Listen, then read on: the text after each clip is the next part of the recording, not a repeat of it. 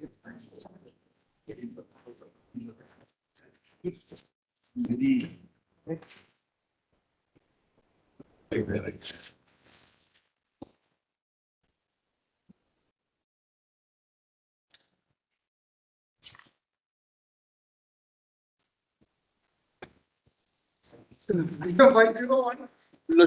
I just bring to Lordship notice that I just filed not to the supporting to my point which I had. Lordship, keep it out. Very well.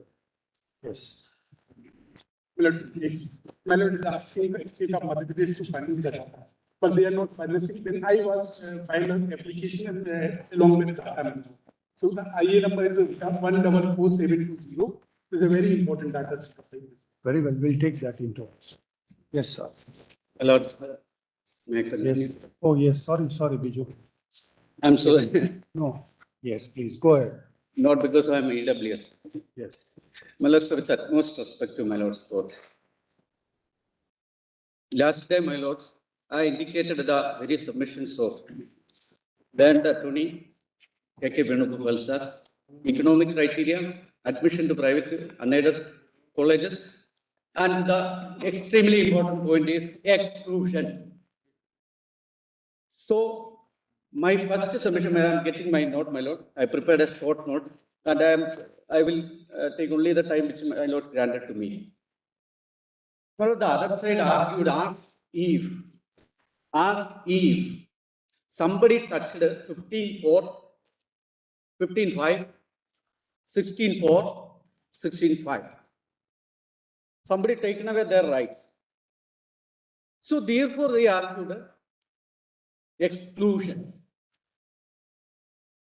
Actually, they included, like Venugopal sir submitted, there are compartments, the evolution of the constitution with the majority judgments, with the dissenting judgments, my lords, compartment SC is a compartment, ST, another compartment, OBC, another compartment.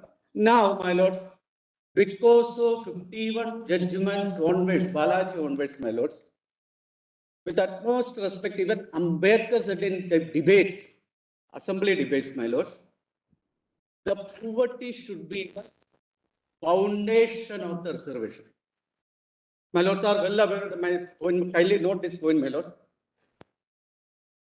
The poverty should be the foundation of the reservation. Balaji onwards. Ashok Kumar Thakur, Indira Sahni, and repeatedly and consistently said that you should consider the poverty as the basis of the reservation. My lords are well aware, argued, I don't want to develop that again and again. Now what's happening, my lords? Instead of a caste-less society, since decades, we are trying for a caste-based society by promoting, by discussing, by debating, with utmost respect. From 51 onwards, how many judgments are there for reservations, SC, ST, OBC, how much percentage, some states are 100%, Tamil Nadu recently has struck down, etc. Here, my lords, in my notes, there is a particular page I am going to give you, my lords. In India, first time, a community, Vaishya Shema Sabha, submitted an application to the Chief Minister of Kerala that we need that. Actually, they were getting this percentage of reservation this way or that way, but they said that we need 10% of reservation. Honorable Chief Minister said, this is first time I am seeing such a representation that people are bargaining for, we don't want the reservation. This is what happened in Kerala. So therefore, my lord, according to me, my lord, yes, according to me, my lord, the very foundation of the bill is the ground realities. The foundation of the act, objects and reasons. Objects and reasons, my lords, already gone through in the reply affidavit filed by the Government of India. Therefore, I don't want to see. What is the objects and reasons, my lord, with great respect? If I say, I am not in court number 1. If I somebody, good scholar, researcher will say, Biju was not there. So, if we run after the judgments and judgments, we will get this judgment, we will get that judgment. But here, my Lord, I recollect, if my Lord Chief Justice may recollect, my Lord Justice B.P. Singh and my Lord Justice Hegde's observation, you tell us the facts. Don't teach us the law, we will apply the law into the facts, and not vice versa. And second thing, my Lord, I also recollect my Lord Justice Sabharwal's speech, in his retirement speech, he said, Mr. Biju. yes, my Lord, because that's very important. Only one point is very important. Point in issue. Yes. Now, my Lord, with these words, I am sorry.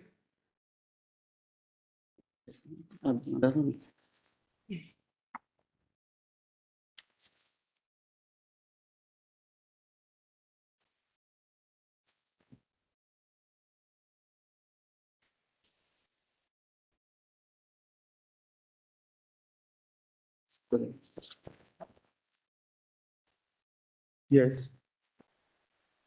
My Lord, first one is short note about who is the respondent number one. Yes. And the caveat in Youth for Equality, Resolution 73. And I am appearing for them also. And the 103rd Amendment, the Constitutional Assembly debates preamble of the Constitution. Then, my lords, here I have a respectful submission, my lords. This is also argued as if, and as I read, where so much of things and arguments were there. I think a section of protected category also misunderstood or misguided, saying that somebody touched 15.4, 15 by 16, or 16 by. It's a separate compartment at home. That's why, my lord. Now, then, therefore, according to me, Keshavananda Bharati case saying that what is the foundation, components, pillars of the basic structure. Well, democratic, secular, justice, social, economic, and political equality of status, and upon page 2. So, therefore, how this bill became an act, whether rules of business of Lok Sabha and Rajya Sabha followed or not. So, my first submission, my lords, it is democratically passed. Out of 313 MPs, only 4 rejected. Nobody has even seriously questioned the fact that it has been democratically passed.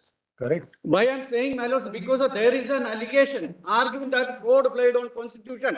That's all. What is the fraud played is, I also, my lord, with respect. What he said is seriously argued. Correct? Yes. Yes. And my lord, page 2, Kerala State Welfare Corporation for Forwarded Community.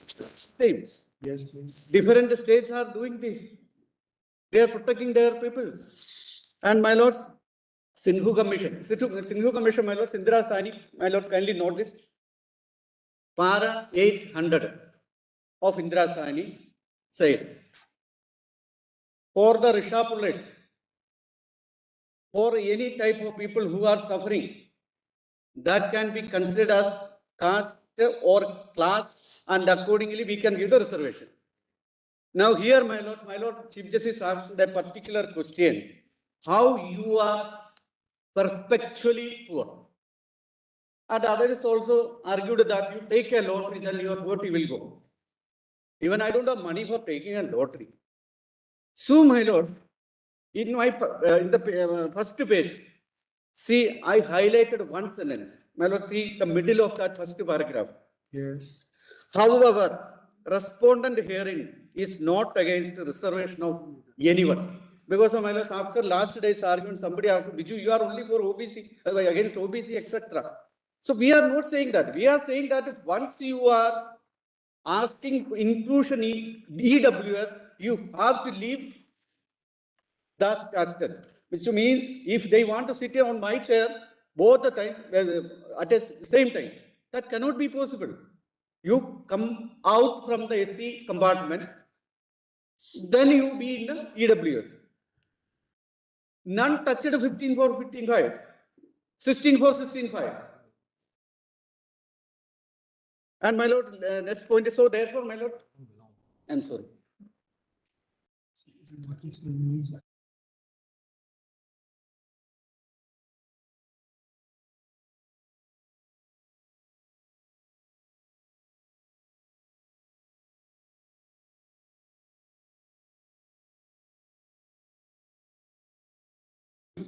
Sinhu Commission report. Yes. Well, let me kindly recollect. 1980 Mandal Commission report. 1990 implemented.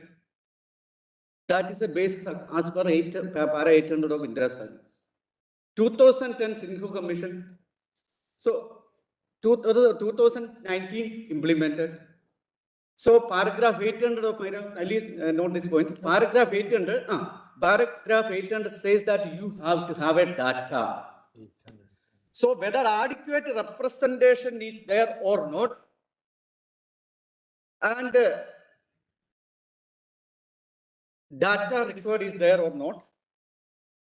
So two things established by Sinhu Commission report that this particular group, they are not a vote bank. Brahmin, I'm saying about Brahmin Rishapular. I'm saying about the poor pujari priests of the temples.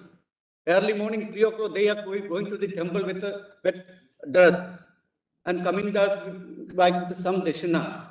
They are not vote bank. When Mandal Commission submitted its report due to its implementation, para 5 and 6 of Indira Sahib, may kindly read what happened in the country. These non-vote banking people are not ready or not even having power to argue, bargain. That is why since decades you bracketed me as a Brahmin, as a forwarded community, then denied my basic rights.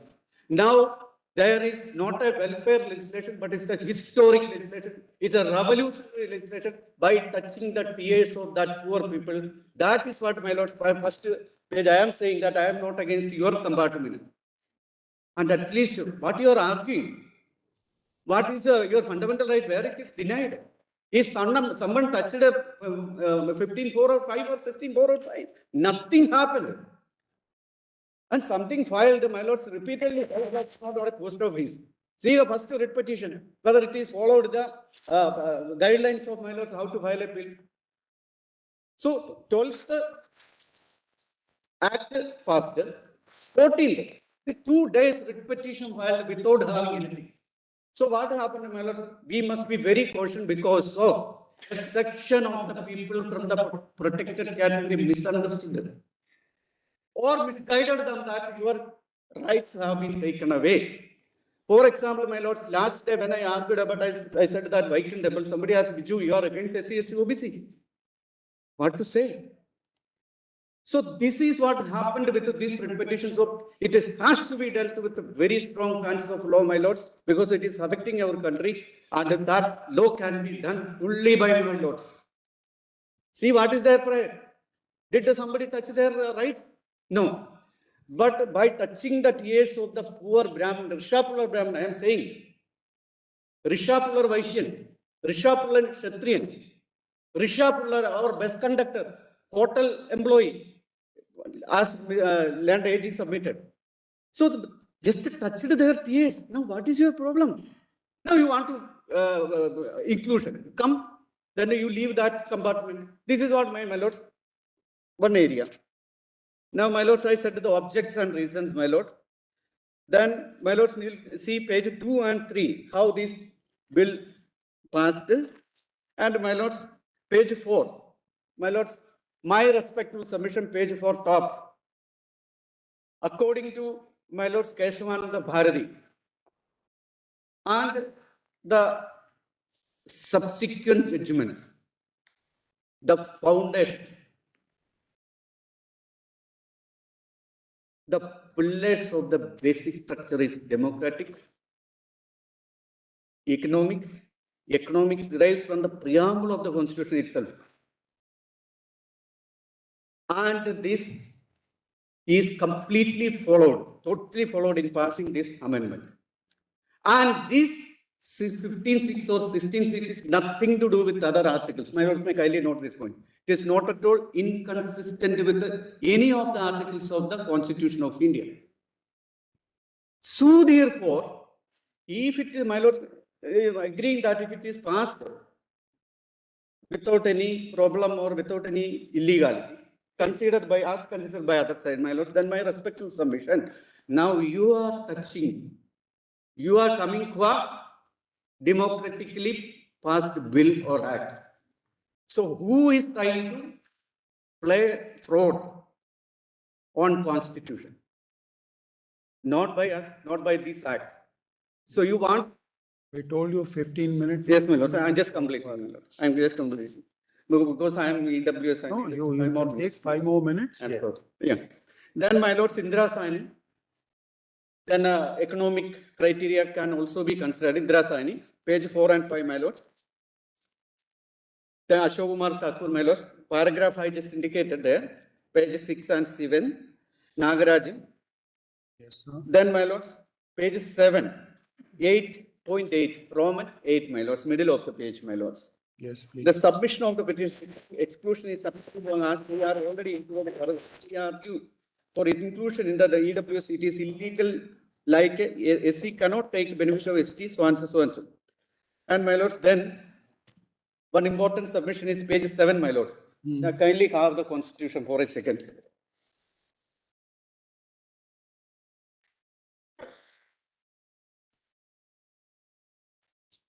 Yes, please. My lords, I am saying what I am going to say, my lords. 31C is my fundamental right. May I read 31C, my lords, with great respect to my lords. Saving of laws, giving effect to certain directive principles, notwithstanding anything contained in Article 30. No law giving effect to the policy of the state towards securing all or any of the principles laid down in Part 4 shall be deemed to be void on the ground that it is inconsistent with or takes away or abridges any of the rights conferred, etc. Now, my lord, may directly come to 39. So, 39, B and C especially, my lords. Correct. That the ownership and control of the material resources of the community are so distributed as best to subserve the common good. That the operation of the economic system does not result in the concentration of wealth and means for production of to the common detriment. So, my lords, now see how it is interpreted, this very relation of 31C and 39 is described in Keshavananda Bharat. That is what page 7. 7 to 9, my lord. Now, my lords, I am answering to my lord Chief Justice's question that, my lord, again I am repeating to substantiate this table that none touched your rights. None taken away your rights. It's a special compartment with the available data, with the study report. As there was no adequate representation, the government appointed a commission in 2001 or 2, and that is submitted in 2010. That commission saying that after consulting each and every state government saying that these particular people also has to have some consideration. So now, my lord Chief Justice asked, see how you can perpetually poor or the untouchability. If I am a SC, that will continue as SC. So therefore, tomorrow if I become a crowd, even then I am SC. Very well. My lords, that's why my respectful submission, my lords. 51 onwards, in Indira Sahni itself, as I indicated, my lords, that perpetual poverty is there. That is why state of Kerala, my lords, kindly page 2. That's why state of Kerala appointed a commission before this act. Page 2. The Kerala State Commission for Economically Backward Classes among Forward Community is a statutory commission constituted by the Government of Kerala under the Kerala State Commission for Economically Backward Classes among Forward Communities Act so and so. Under Section 3 of the Act, the Government of Kerala has to constitute the commission with a retired judge of the Honourable Supreme Court or High Court as chairperson with the 2 members belonging to forward community having special knowledge in matters relating to forward so and so. So, my lord, my respectful submission, it is not first time. It is some other states also it's there. And therefore, what is my submission is this, my lords. The question is, my lords, my lord's question, my lord Chief Justice's question. it is not perpetually you are not poor. But I remember, my Lord, I recollect my Lord Justice Butt's question. You are poor. Your father is poor. Your grandfather is poor. So, my Lord, this part 3 is not, I'm not Indian citizen at all. Therefore, my Lord, what they are having the rights, I want to send my children also to the school. My children also has to get some food, dress. Mr. Biju, So- please confine to the point. And my Lord, my last submission is, my Lord, started table. Yes. My Lord, page 11, page 10, my Lord, this is very important. My Lord, this Yes. Yeah, page 10, my Lord. What is the result of this particular law is this? We are going to read an area which is a casteless society. This is the only community, according to me, or as per my limited knowledge, my Lord, they went to the Chief Minister of Kerala and said, we don't want any caste-based reservation. We need that economic criteria reservation. My Lord, this is the beauty of this particular act, my Lord. We are reaching this is what the foundation of the debates in Assembly, my Lord, makers of the Constitution, my Lord.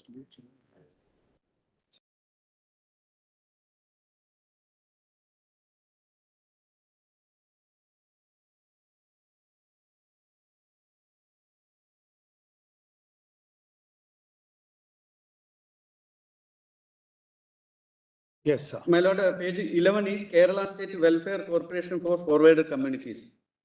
So other side is alleging that this is first time government of India did something. No, this was there. And my Lord, page. Your time is getting over. My Lord, 2 minutes, 2 minutes, my Lord. I'm not, this is So how to explain. just now, next 3 minutes and Yeah, we'll very call upon the other. Page 12, my Lord. My Lord, Chief Justice asked me a question that what is the after effect of this amendment?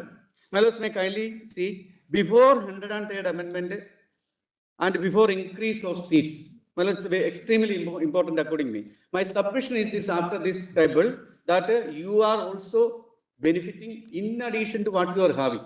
Because of why? It is increasing 10% seats and appointments, etc. So, what is you are getting before the amendment? My Lord, A, row 2A, SC, 15%, and total available pool quota, A plus D. Well, C, D is open category. Okay. SC plus open category is for SC, 65%. Got it? Now, ST, B plus D, that is open quota plus ST, 58%. Yes. Now, my lords, C27, OBC, C plus D is 77.5%. They can claim only this. SC cannot come to the compartment of ST. So therefore, this is what before the amendment. Now my lords, my explanation is there. Now my lords may come what will happen after the amendment. This is what my lord was asking to me. My lord, SC 15%, A plus D, total available quota. A plus D, D is open category 55.5%. B, 7.5% plus D, 48%. Correct, sir. Less than 10, less. Now, my lord, how it will to be understood next is very important, my lord. Suppose total 100 seats are there. Sorry, 1,000 seats are there. That is what important, my lord. Yes, Mr. Biju. Page 13. Favor Top. on this, it is true that what you have put in tabular chart is the scenario. Yes, yes. Nobody is disputing that, correct? That's the effect of the amendment. No, my lord, I'm sorry to say, my lord, with utmost respect to my lord's court, my lords repeatedly asked a particular question and they also argued one thing that we are losing something, how it is affecting to SC, ST, OBC, whether something is going from their pocket. So here, my lords, last row 4, 1,100, now from 1,000 it became 1,100, my lords. Correct. Then SC is getting 165 seats instead of 150, 10% increase. To them also. Then, my lords, ST also.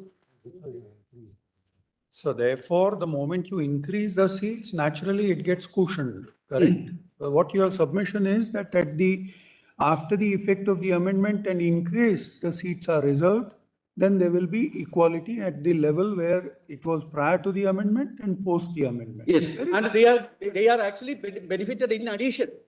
It may have happened in a particular fact situation, so therefore we'll note that. Any Yeah. other submission, Mr. Bijou? My lords, now come to page 14. Page 14. My lords, page 15. You And have 16, my already lords. taken 10 minutes Yes, extra. I finished, my lord. Therefore, yes. My lords, page 14 to 16 says that government also decided to increase the seats and appointments and their. Yes.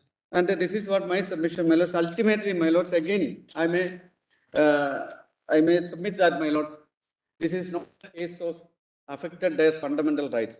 Writ to jurisdiction 32, I request my lords, with utmost respect, my lords, I filed so many petitions, Devadasi case, Trado case, so many. I was getting a call from the registry that this has not been followed, this guidelines has not been followed. I don't know how this 55 writ petition numbered, what is their prayer, etc. Mr. Bijou, argue on merits, correct? Yes. No, my lord, not followed the guidelines. That's it, my lord. So therefore, my lords, ultimately my submission is that, my lords, the Sinhu Commission, adequate representation and these poor people. And accordingly, they have to get some kind of accommodation according to the Constitution and fundamental rights. My lords, their rights may be protected. With utmost respect, my lord, I am grateful, my lord. Thank you. Thank you. Be patient here. Thanks. Grateful. Can I have only 5 minutes? Yes, There is some development, there's something which has come to my notice, that Yes. I am duty bound, my lord. Lord, I undertake to place this in e-copy format as well as the bound format. It's only 1 page. Therefore, my lord, right now not in a bound format. Because as my lord, I have indicated that the government as a sovereign is responding to the, my lord, wishes and aspirations of. My lord, I am going to another question. Oh, yes. Aspirations of several, my lord, and this is what, my lord, we have tried. Para 3, my lord, 1 and 2, your lordships can ignore. It is submitted that contemporaneously with the constitutional amendment, a decision was taken in order to ensure that the seats available to the reserved category and the open category are not impacted in absolute numbers. The Department of Higher Education issued orders on 17 January 2019 to all central educational institutions to increase the intake in all branches of study to provide 10% reservation to economically weaker sections, while protecting the proportionate reservations for scheduled caste, scheduled tribe, and other backward classes, and also not reducing the seat availability in the general category in absolute numbers in the year 2018-19. It is submitted that as per the calculations done in this regard, in order to provide 10% reservation for the economically weaker sections without adversely impacting the proportionate representation reservations to the SC, ST and OBC categories and not reducing the seat availability for the general category in absolute numbers as compared to admissions made in 2018-19, the total increase in intake has to be increased by approximately 25% over and above the intake in 18-19. It is submitted that a total of 2,14,766 additional seats were approved to be created in the central educational institutions, and an expenditure of rupees 4,315 crore was approved to be incurred to improve the infrastructure in the higher educational institutions. This is proportionate. Lord, saying Solicitor, correspondingly, I would like you, not right now, to give the data over a period, maybe. your lordships can. Yes, give the data about the number of scholarships available to all people. Number of scholarships. There is a scholarships portal. What I have been able to get is a very limited. What is the kind of scholarship that you give for medical, engineering, and other professional courses, which are the subject of these central universities? The quantum of these per capita, scholarships, because we are looking at people, whether it's this or that doesn't matter. the poorest of the poor in all categories, ultimately, when they get in, what is the fee that they pay? What is the aid that the government gives? Because that is an important component also of affirmative action. But since it has fallen from your lordships, it's my duty to, my lord, provide that detail. Though I very emphatically would respectfully submit that those figures and statistics would be relevant for the parliament to take a decision whether to provide for this or not. No, you're It right. may not have any No. impact on the constitutionality. No, you're right. We want to know. For instance, the National Scholarships Portal says that for a higher education, 82,000 scholarships are given throughout the country on economic basis. And there's a separate one for SC/ST. And well, I will not get a substantial amount is given, which is about 10 or 12,000 a year. Now, similarly for professional colleges or management colleges, what is the figure for even these EWS people to ultimately you're talking of the poorest of the poor or just marginally above that? Poorest of the poor who are otherwise not getting any reservation benefit. No, Number who are getting scholarships. So I just want to know. my lord, it has fallen from your lordships. It's our duty. We shall place. Yes. But that since they are getting benefit, why give them reservation? No, Maybe please. a policy issue, not a constitutionality issue. That's all. Mr. Solicitor, we are aware of what we are looking at. No, your lordships are aware, more than aware, my lord. Even, my lord, even this affidavit, my lord, absent this affidavit, it would not mean that the constitutional amendment fails. And with this affidavit, it would not mean that constitutional amendment is constitutionally valid. This is to satisfy your lordship's conscience. If, my lord, there is some my lord, doubt that this might have an impact on the general candidates who are otherwise meritorious. And if your lordships have any doubt that these are three silos, three separate zones, and if your lordships were to take a view that poorest of the poor, even in the first reserved category, should be shifted. Well, the economically weaker section, 10% should go there. It would result in two things. A, double reservation in the first category. And B, it would substantially amount to amending the constitution beyond the intent of the legislature. Very well. Thank you, sir. And a scholarship would also be merit-based as well as, my lord, need-based. My lord, subject to the verification. Sure. And last request, my lord, the learned AG wanted to place a note. My learned AG has not placed any note. My lord, which we will file it by tomorrow. My lord, he is in the process of preparation. I'm seeking my lord's leave. It would be your lordship's question and lord, possible answers on behalf of the government on constitution. Lord, I'm grateful. Thank you. Yes, Mr. Ravin. Yes, please. 5 minutes by the clock, sir. So please.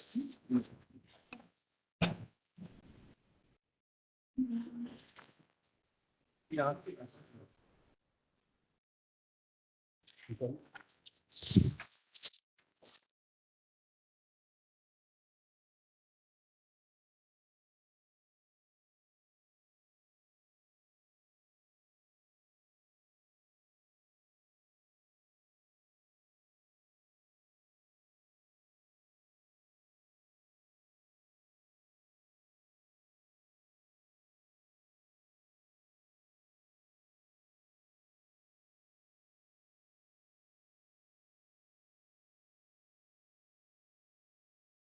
Benefit by reasonable classification because we can identify or distinguish the person, the beneficiary belonging to economically weaker section of the family he belongs to. And this reasonable classification has been in existence for the benefit of people since long, and it goes from Article 14. So, on that aspect, this constitution. Now, regarding the matter of reaching the 50% barrier, my very humble submission is that the enabling provisions of the Constitution cannot contradict or override the mandate of a fundamental right. The legislations consequent to 15.4 and 16.4 are class legislations, and they are forbidden by Article 14. are not in keeping with Article 14. So to my mind, they are untenable. So considering them for 50% reservation is untenable. So I believe the there is not peace. That's my submission, madam. On the issue of 10% fees being awarded and not being given to 16 4 categories, they have a place of reservation. Those candidates from the reserved category have two arenas. One is their arena, the reserved one, and one is the general category arena. They have two places, but the general category person has only one place. So he has been given provision in 10% of that. Now, when this OBC reservation came up, that right of the SC/ST people in the general category was also taken away in that sense. It was held constitutional then. It is, I believe, constitutional now. That's all, man. Thank you, sir. Thank you. Thank you. Yes, Mr. Ravi Kumar.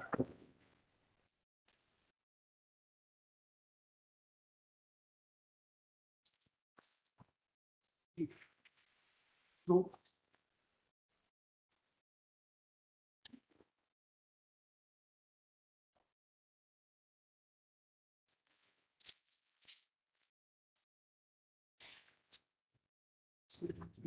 Mr. Ravi Kumar, who is going to follow you? Dr. Mohan Gopal, then Mr.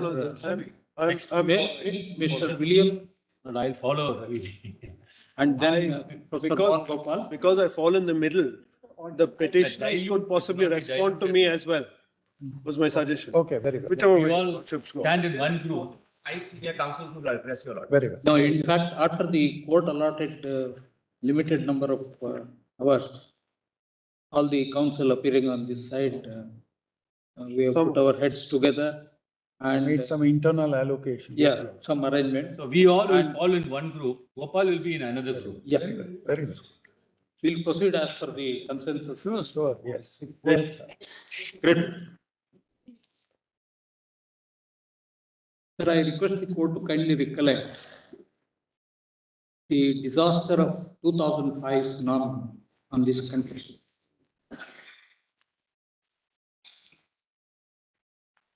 Lakhs of people perished and millions of people were uprooted. So the Indian Navy undertook an exercise to save the persons who were in trouble. So they went around the entire coastal area. In particular, we want to refer to this. Andaman and Nicobar Islands were devastated. And when the Indian Navy went to Andaman, they could find survivors, they rescued them, and they were able to do something, very yeoman service was rendered by it. But when they went to Nicobar Islands, they did not find a single soul on those islands. So they declared that the Nicobaris have perished. It was a very dwindling population. So they declared. But again, they continued this search. And when, after 4 or 5 days, when they went to Nicobar Islands, to their pleasant surprise, they discovered not a single Nicobari was touched by tsunami.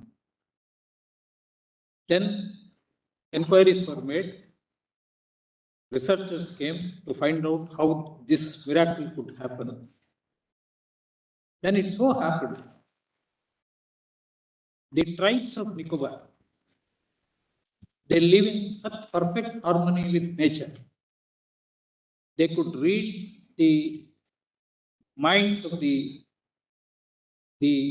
flora and fauna on Nicobar Islands. And when the monkeys started climbing up the hill, all of them climbed up and sat on a very high tree or took shelter somewhere on top of the mountain. Not a single Nicobar tribesman was killed. Why I am saying this is, they are the most primitive tribes. In India, the tribes and the scheduled tribes particularly, they are essentially classified as scheduled tribes because of their habitat. They live in such far-off places not touched by civilization. And more importantly, almost all of them, they do not belong to the main race of Caucasians to which the mainland Indians belong. Now, all these races are eliminated.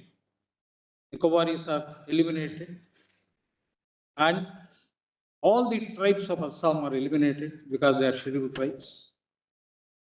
I may just give a short this thing. I've given.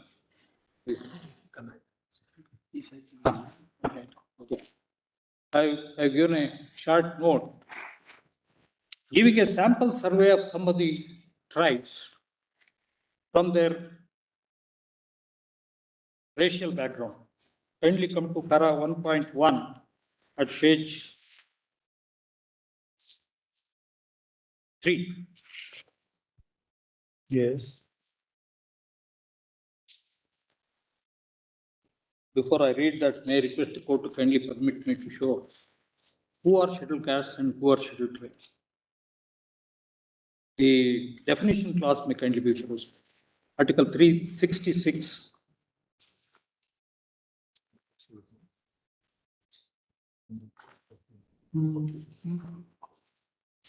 That which is declared under 341 and 343. I respectfully agree. But who are declared? What is important for us is who are the people who are so declared? Kindly come to 341. I go down to this observation. Kindly come to Article 341 straight away. For the purposes of this constitution in relation to each state.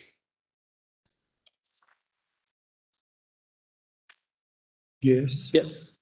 341 says the president may, with respect to any state or union territory, and where it is a state, after consultation with the governor thereof, by public notification, specify the caste, kindly mark, the caste, races, or tribes are parts of or groups within caste, races, or tribes, which shall, for the purposes of the Constitution, be deemed to be scheduled caste in relation to that state or union territory, as the case may be. So, the entire list of scheduled castes and the entire list of scheduled tribes are either castes or tribes.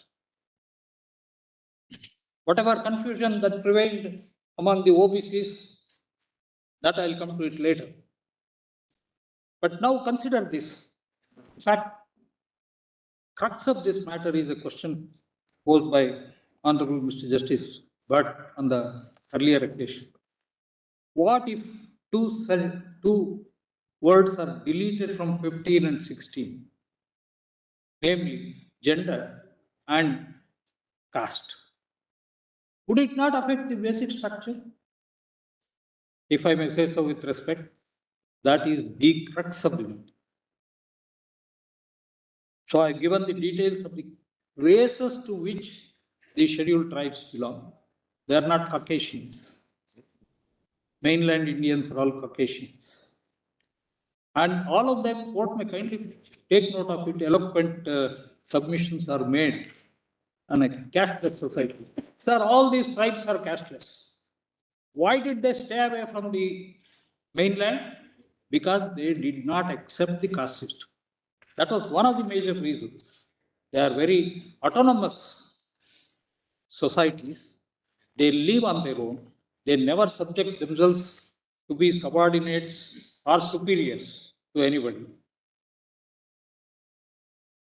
And therefore, they remained outside the society. They went to the hills, they went to the forests, and that is where they are living. All of them, they belong to this race. And briefly, if I may give, I give the names of certain races. For example, the northeast tribes,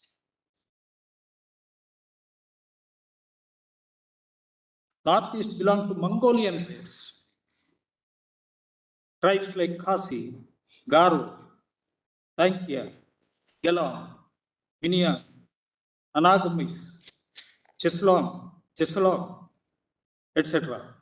And the central tribes, what is very familiar with these tribes, Gonds, Mundas, Santals, Marias, Beals, they belong to Astric race. And the South Indian tribes, like Betakurubas, Jainakurubas, Soligas, Irulas, Kudias, Iligas, Pondas, Todas, Kotas, they are from a Dravidian or Negroid or Astric racial features. So just keeping this in mind, kindly permit me to read the prohibition against discrimination under Article 15.1.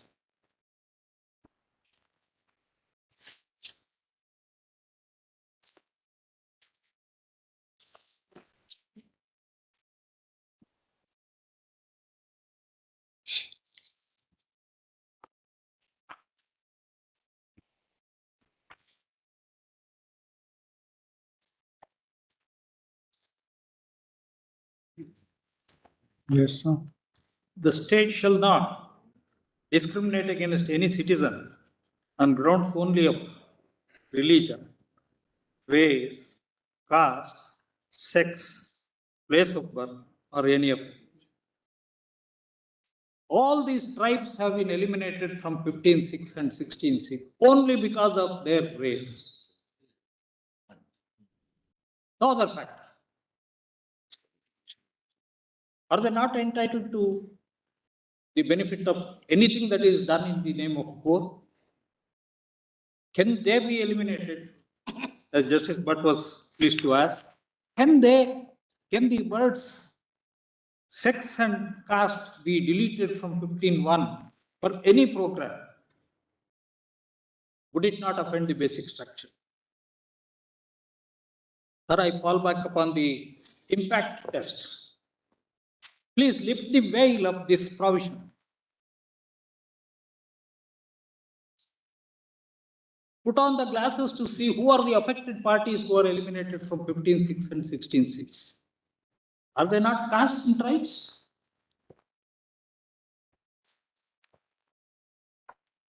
Therefore, my very respectful submission is that question of Honorable Mr. Justice Bhatt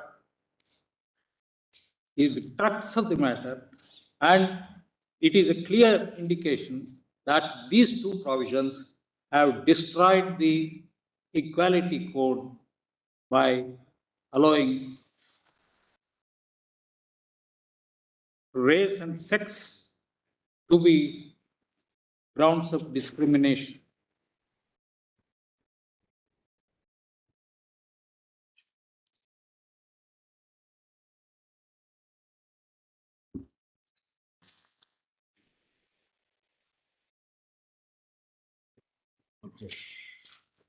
Supposing a similar provision had been made saying that all positions in the Indian Navy or IAS are reserved for men, not for women, because women already have some benefits in 15.3. Would it be sustainable?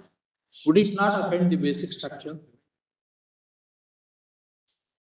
If I may say so, in that permanent commission case, this Honorable Court has already declared as invalid any such elimination from being considered for permanent commission in the Indian Navy. So if that is true so far as sex is concerned, I, in my very respectful submission, even a constitutional provision which eliminates these races, castes, and tribes also hits the basic structure, alters the identity of the Constitution.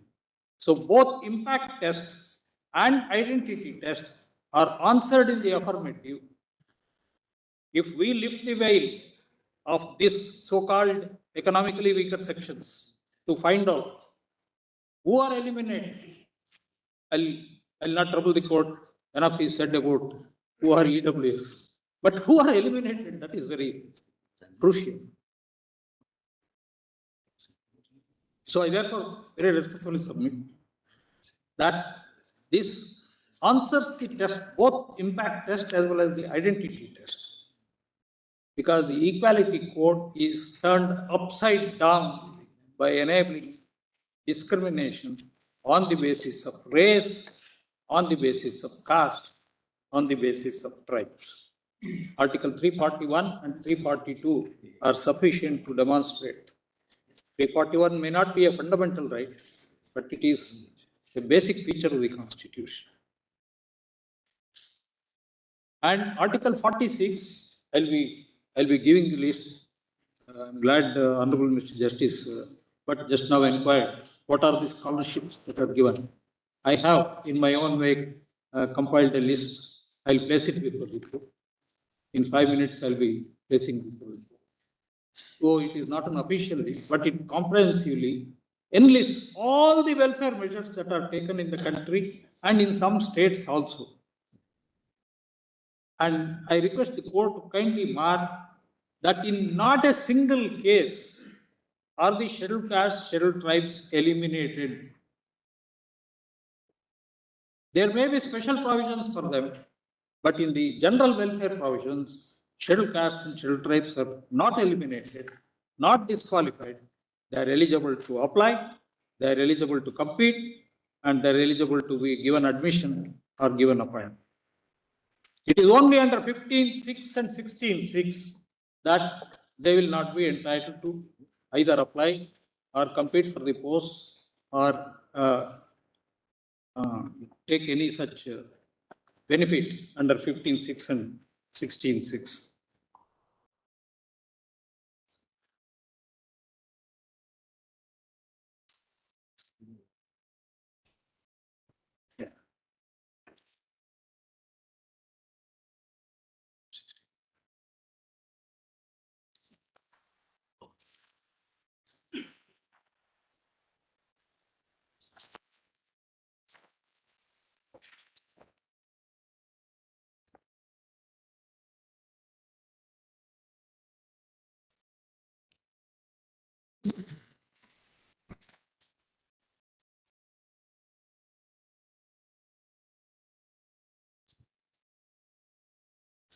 Yes, sir.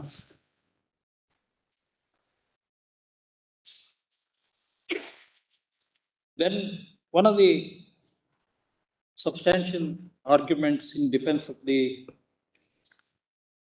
EWS quota is that SC/STs backward classes are given. Oh, sorry, before I kindly permit me to show the backward classes also, they constitute a collection of castes and tribes. That this Honorable Court has declared in a 13-judge decision in Indrasani. I'll give the paragraph. Paragraphs 779, 780,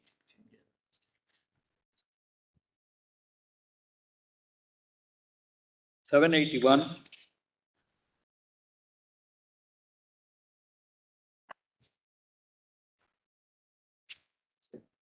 and 782 may kindly be. 782. 780. In fact, the whole discussion from paragraph 756 to 779 relates to whether castes can be included, and para 781, court says you start with the castes. So castes are included, and what are now included are only castes as of now. There is no further classification which is permissible under this. So this may kindly be taken note of.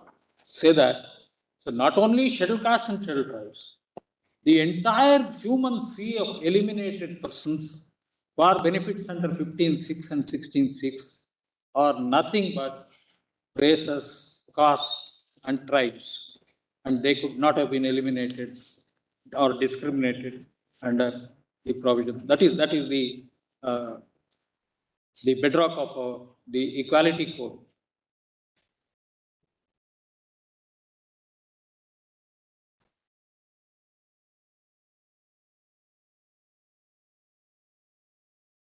Then kindly come to para 1.2. This submission I have made. I only given a graphic description as to what happened in Champakam Doreraja. Kindly come to para 1.2 at page 4.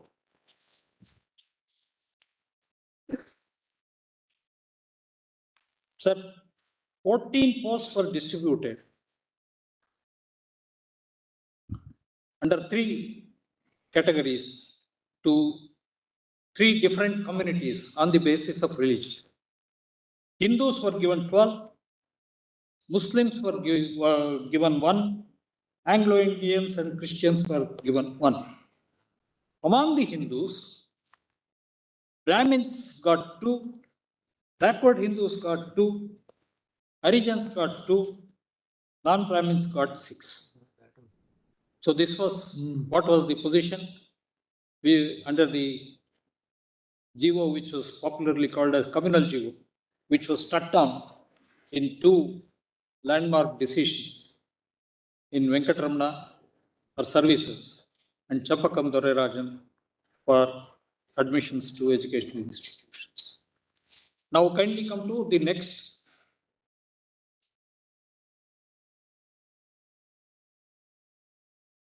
statement, 1.2.2. Now what this amendment has done, it is a very, to put it simply, either applying the impact test, this is what has happened. 100 posts are divided into 5 categories.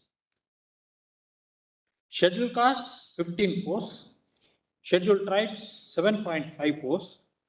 Other backward classes, 27 posts. And economically weaker sections, 10.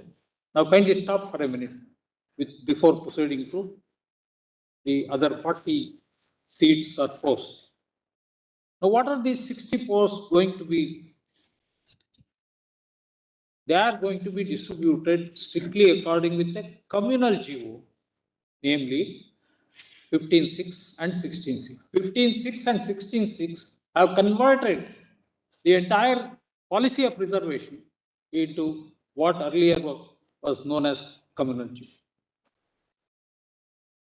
40% may be available, but that by itself will not, as this Honorable Court has repeatedly said, honor the doctrine of equal opportunities.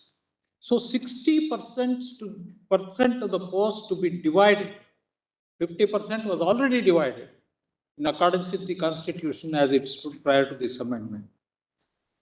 And now the remaining 50% seats are subdivided into 10 and 40,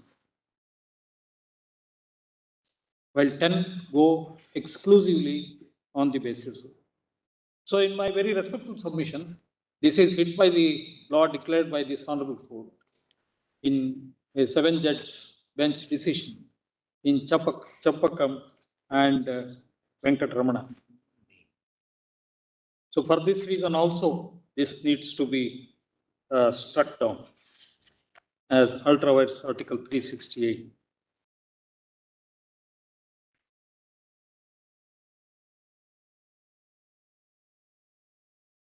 Then court may kindly recollect, till this point of time, neither the learned Attorney General nor the other counsel who have addressed have provided as to what is the nexus between reservation and poverty.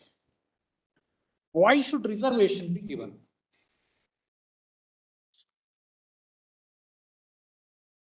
Why not other measures?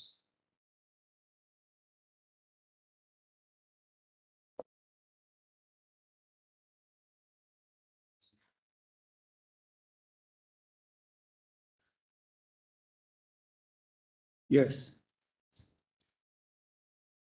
There appears to be some obsession that reservation is the only panacea for all ills poverty, hunger, starvation of screaming millions. That was what was said. That, what has that got to do for IAS posts being reserved for them? Starving millions? IPS posts being reserved to them? IIM seats, IIT seats, institutes of higher learning. This is what is popularly known as reverse discrimination. Being obsessed with the concept of reservation. They want to extend reservation to everyone, whether or not that is needed. This has been held to be an unconstitutional exercise.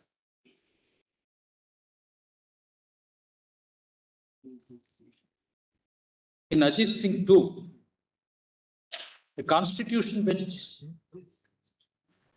sorry,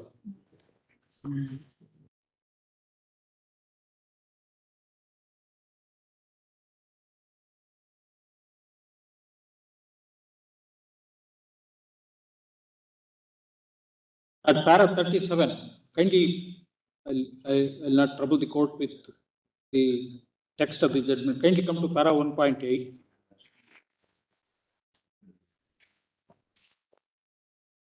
At page 10.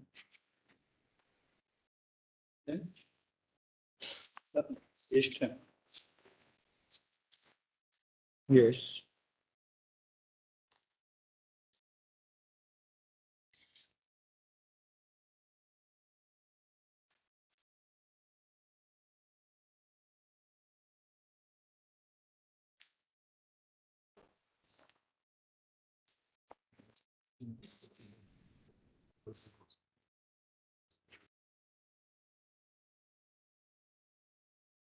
What this Honorable Court has said, page 37, para 37, bottom of the page.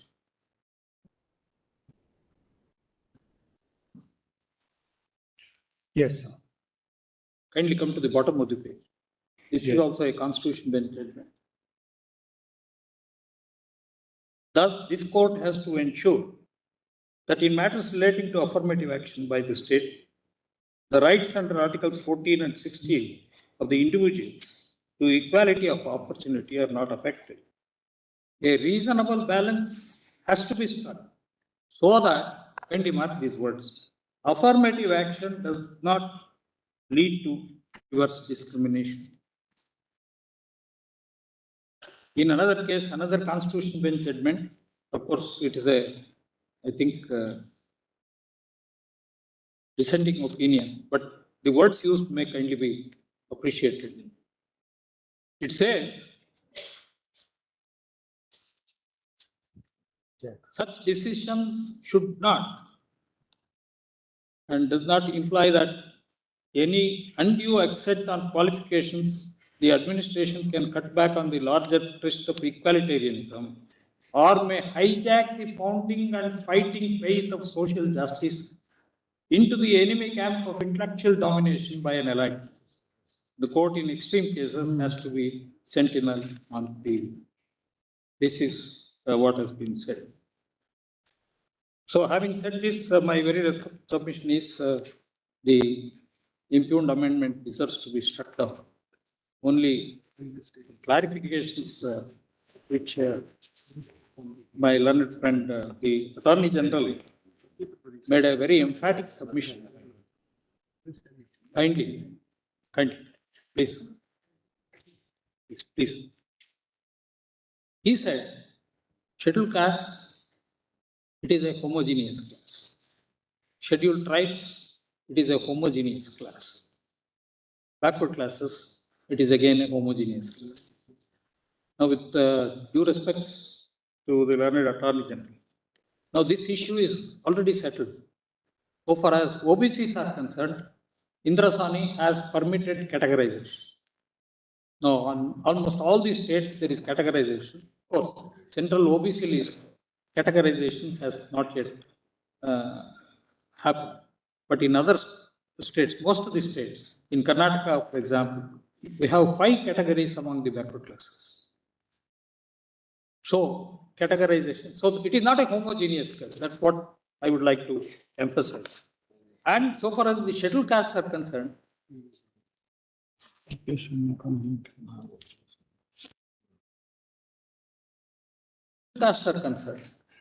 court may kindly recollect, as early as in 1965, a committee was appointed by Government of India to go into the working conditions and the problems of scheduled castes and scheduled. They recognized the fact that this is not a homogeneous group and therefore deserves to be differentially treated. That has not happened. Be that as it may, in the latest case of Devendra Singh, 2022 SCC, page 1, 2020. Okay.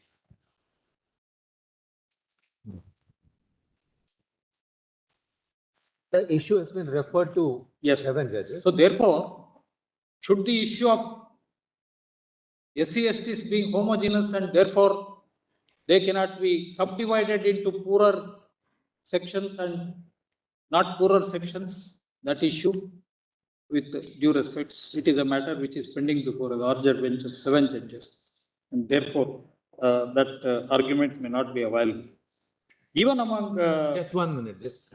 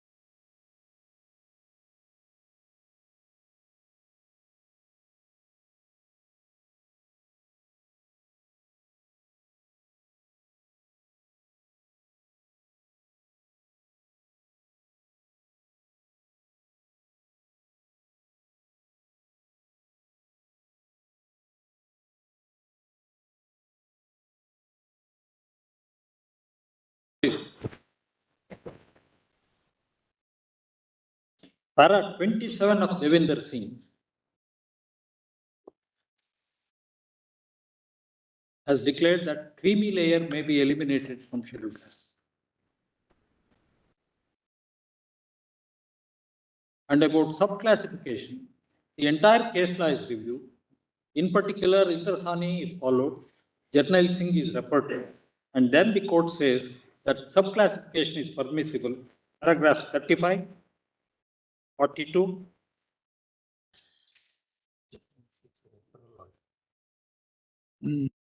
44 to 48, 51 and 58. In express words, this Honorable Court, a constitutional bench has declared that it is not a homogeneous class. That's a referral order. It is a referral order. I respectfully Therefore, agree. it's not But something which is a opinion final has been determination or Opinion has been expressed as Opinion. to why Chinnaya, which declared it as homogeneous, a bench of coordinate strength has expressed that judgment is incorrect. That is what I want to say. And I'll not read the judgment because my learned friends are eagerly waiting for my conclusion. One last submission before I conclude.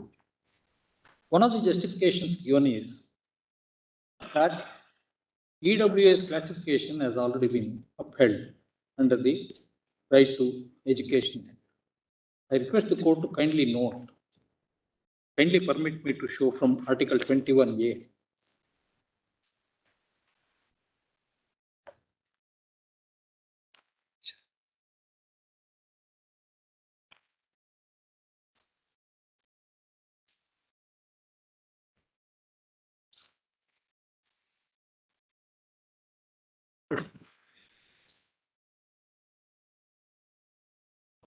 Yes.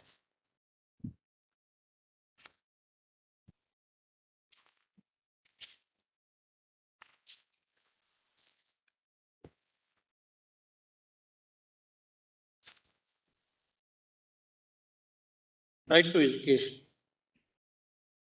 Under Article 13, any law that infringes fundamental rights will be hit by Article 13 and it will be invalid. But kindly give a close perusal of Right to Education 21. The state shall provide free and compulsory education to all children of the age of 6 to 14 years in such manner as the state may by law determine. Sir, this is a very incongruous provision, if I may say so with respect, which would never fit into the doctrine of fundamental rights. Whatever law the state makes is going to be a fundamental right under this, that is declared to be a fundamental. The extent is limited by that. Yes. So EWS category is one such thing. But more importantly, kindly take note of the fact that EWS is an inclusive definition. It includes backward classes, it includes scheduled castes and scheduled tribes.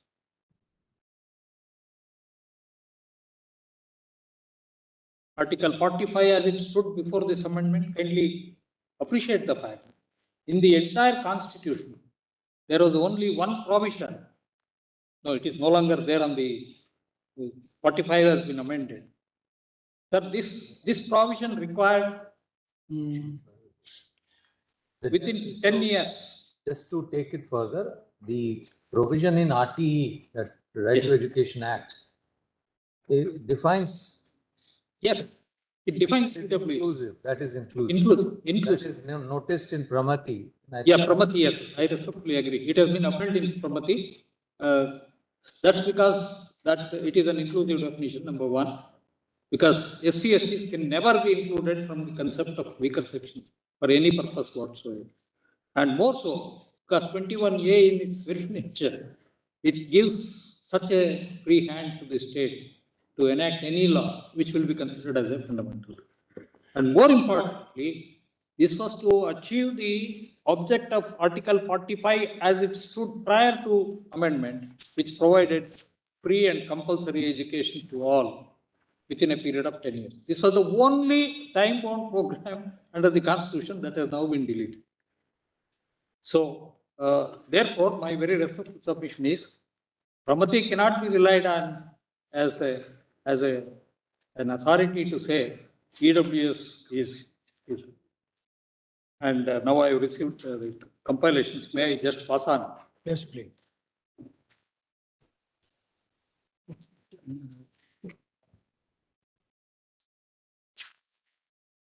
Sir, one of the questions that was debated was whether Muslims are included in the backward classes. I have given the list of all Muslim communities that are included in the backward classes. That may be found at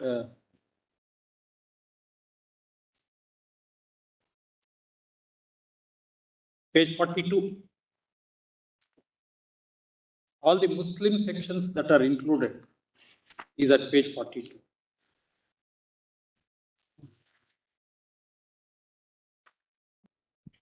And the Christians who are included now under 16.4, that list is at page 46.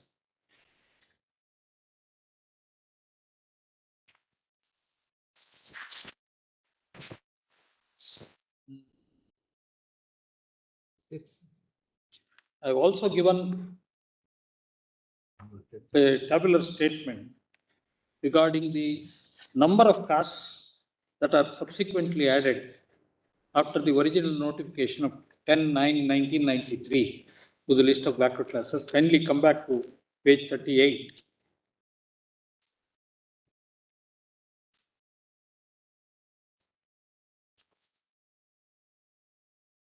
Yes. Yeah, a tabular statement at page 40 would suffice to say that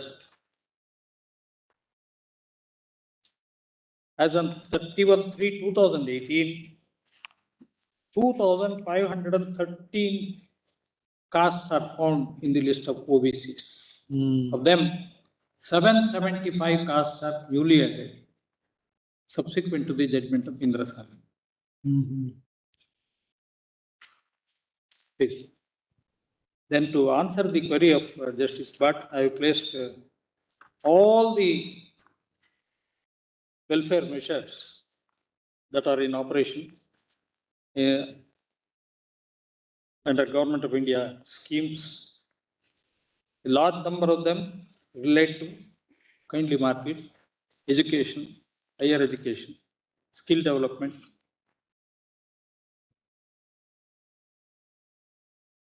So kindly appreciate the fact in not a single scheme the scheduled castes and scheduled tribes are involved. So welfare concept necessarily includes. In fact, they are given special scholarships also. They are given greater incentives. They are given One could be specially for the community based and one could be based on general, EWS. all general schemes. I've given the list of general Because schemes. emphasis is wherever EWS, they have always been included. Yes, I respectfully agree. So with these submissions, I thank the court for this patient hearing. Sir, this is for the first time case involving 100% of the population comes up. When reservations in favor of scheduled caste came, it was only scheduled castes who were affected. Scheduled tribes came, only 7.5% were affected. Or the general category came, only about 15% were the affected parties and they came before. For the first time, this court is called upon to address an issue which will affect every Indian in the country. I therefore, while thanking the court for expedited hearing, call upon this court to rise to be judicial statesman to strike down this amendment as violating this. Great. Thank you. Lords, I want to briefly respond to the AG and SG submissions with reference to the 50%. I think that's limited the arguments are going to be. I won't take long. Just if I can quickly take your lordships to 2 or 3 aspects of it. The first, my lords, is this, that I think I was perhaps misunderstood, both by the respondents and I'm afraid the bench, if I was understood to say that Muslims and Christians are not included in the OBCs at all. What I was saying was simply this, that the argument that had been taken thus far was that as a consequence of this amendment, what happens is that you are providing this reservation only for forward castes. I was saying no, in that EWS, you will find, apart from Hindus, you will find Muslims and Christians. Significantly, we have Muslims and Christians in the OBCs. That compilation I've given your lordship will show your lordships that. But we don't have them in the SCs and STs. In the SCs, we don't. And that's why both the 2 commissions which I mentioned earlier, I have in that small compilation I've just handed up. Just give this. I've put the terms of reference of the Sachar committee as well as the terms of reference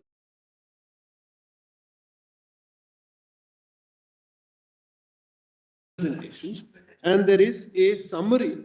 I must say that these committee reports have not been accepted formally by the government. In fact, on Thursday, Mr. Tahir Mahmood, writing in the Hindustan Times, said he is the only living surviving member of the Ranganath Mishra committee, and he wanted to set right the record that appeared to be there, that the Ranganath Mishra committee's report had been rejected by the government. He said it's not been rejected, but there are recommendations of ours with reference to all minorities. The earlier Sachar committee report was specifically dealing with Muslims. If your lordship will just come in this compilation for a minute to page number 7, there's a summary there. There's a summary by PRS legislator. And just quickly, this gives the summary of the entire Sachar committee report, which shows plight of the Muslim minorities. Specifically at page 8, if your lordships can come, to table 6. Salaried workers employed in government, public and large private sectors. All Hindus, your lordships will find, which is broken up into SC/ST, OBC, upper caste. The SC/STs is 30.4 and public private is 12.8. Muslims is 23.7 and 6.5. These are the numbers here. And if your lordship comes to page 9, right side column, second last paragraph, poverty, consumption and standards of living. Which table? Page 9, right side column, the second last para, Yes. there's a heading which says poverty, consumption and standards of living. Muslims face fairly high levels of poverty. Their conditions on the whole are only slightly better than those of SC/STs, though slightly worse in urban areas.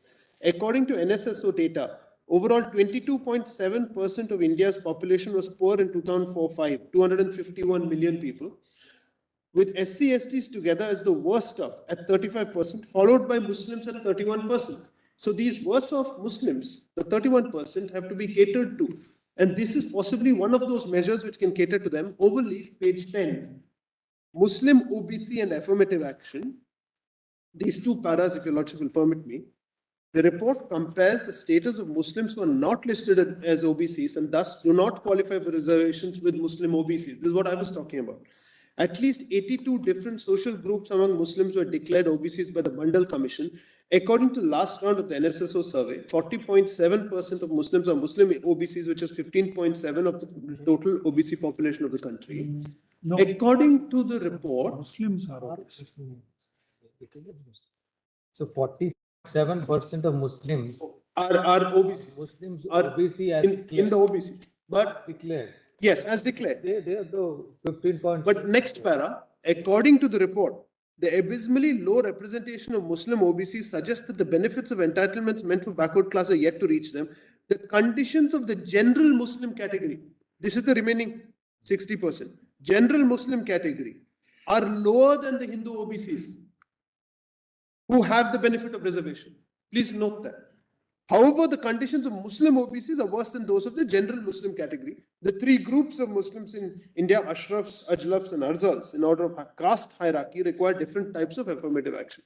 So, this was only just briefly to demonstrate that this argument that this EWS 10% is only for forward caste is completely misplaced. There are several other groups who are also represented. Mr. Ravi Verma Kumar has just shown your lordships those lists. The first page of this compilation I've handed up is to show your lordships how we have expanded these groups.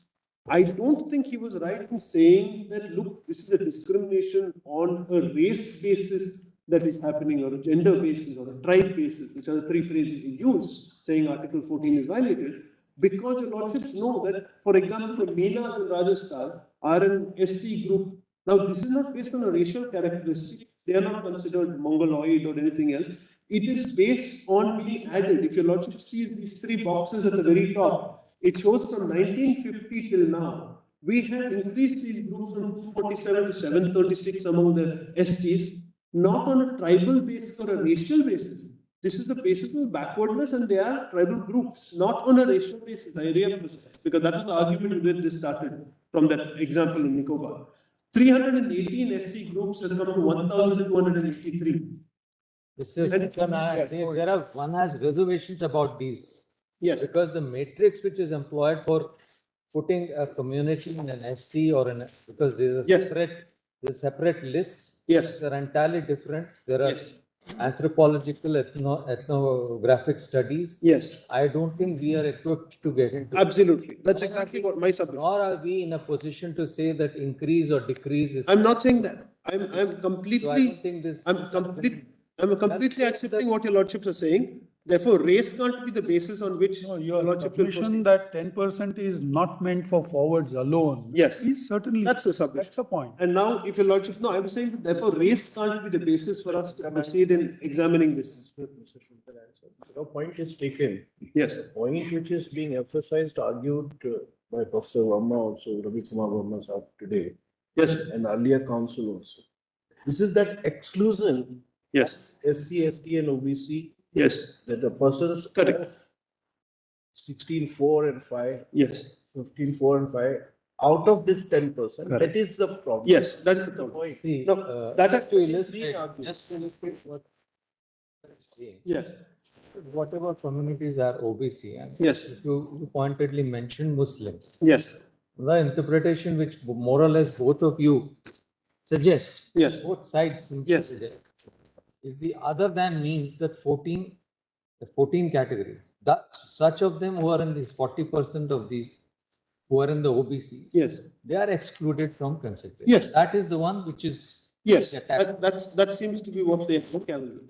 Now, if your lordship will pick up this chart, this is to compare the position prior to this amendment and post the amendment, because your lordships may note that the AG very specifically, and the SGs have adopted this, said that this additional 10% falls in a separate compartment. Therefore, your lordship will recall when I argued, there was a soft option and the hard option in the addition to the existing reservations. Your lordship were kind enough to suggest that, look, maybe the soft option can be adopted. The position the government has been taken is to put an obstacle there and say no.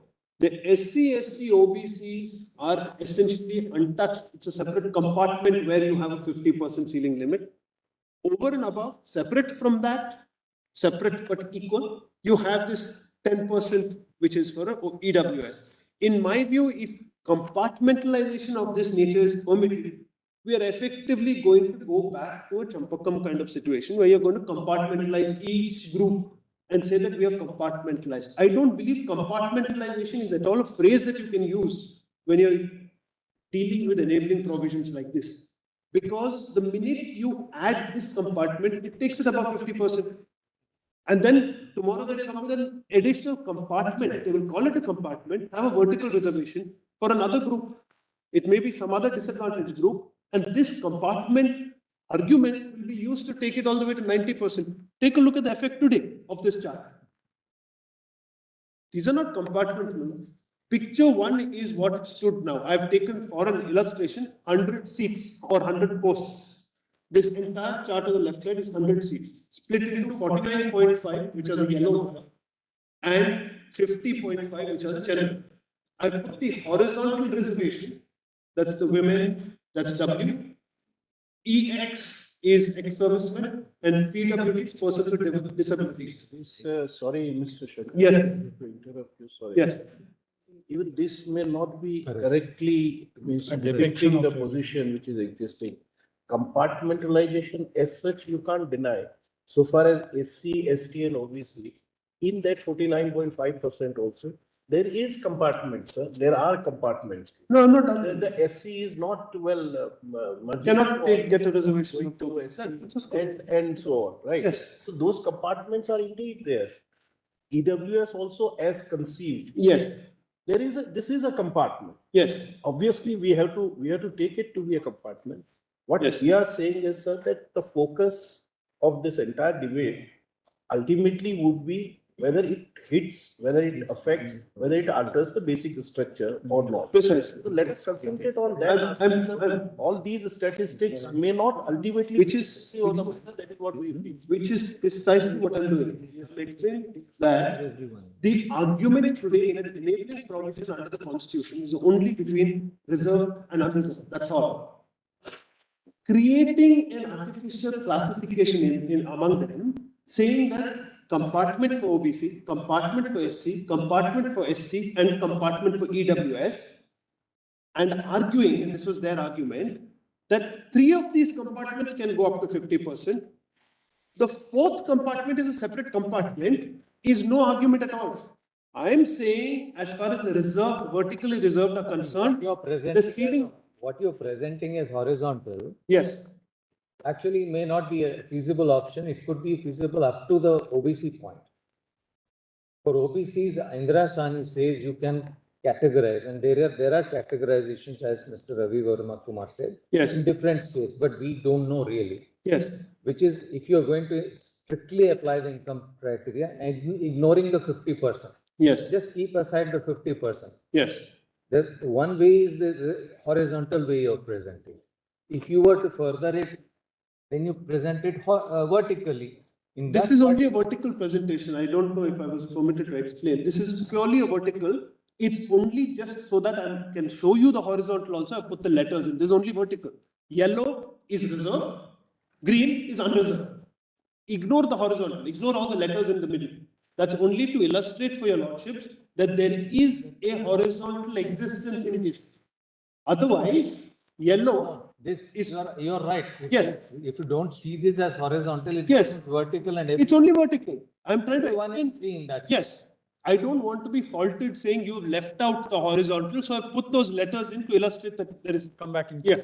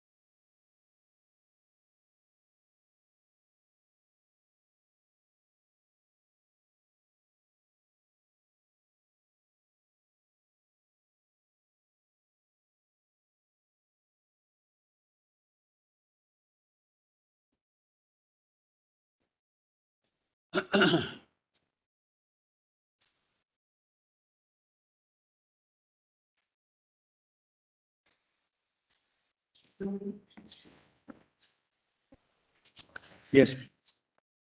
Lords, I was just pointing out that your Lordship may ignore the Ws, the EXs and the PWDs. That's only to illustrate that those are the horizontal classifications illustratively. That's all.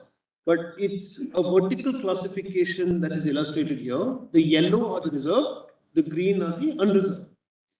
Right, well, 49.5 and 50.5 as it stood before the amendment. After the amendment, your Lordship sees that the yellow has expanded now.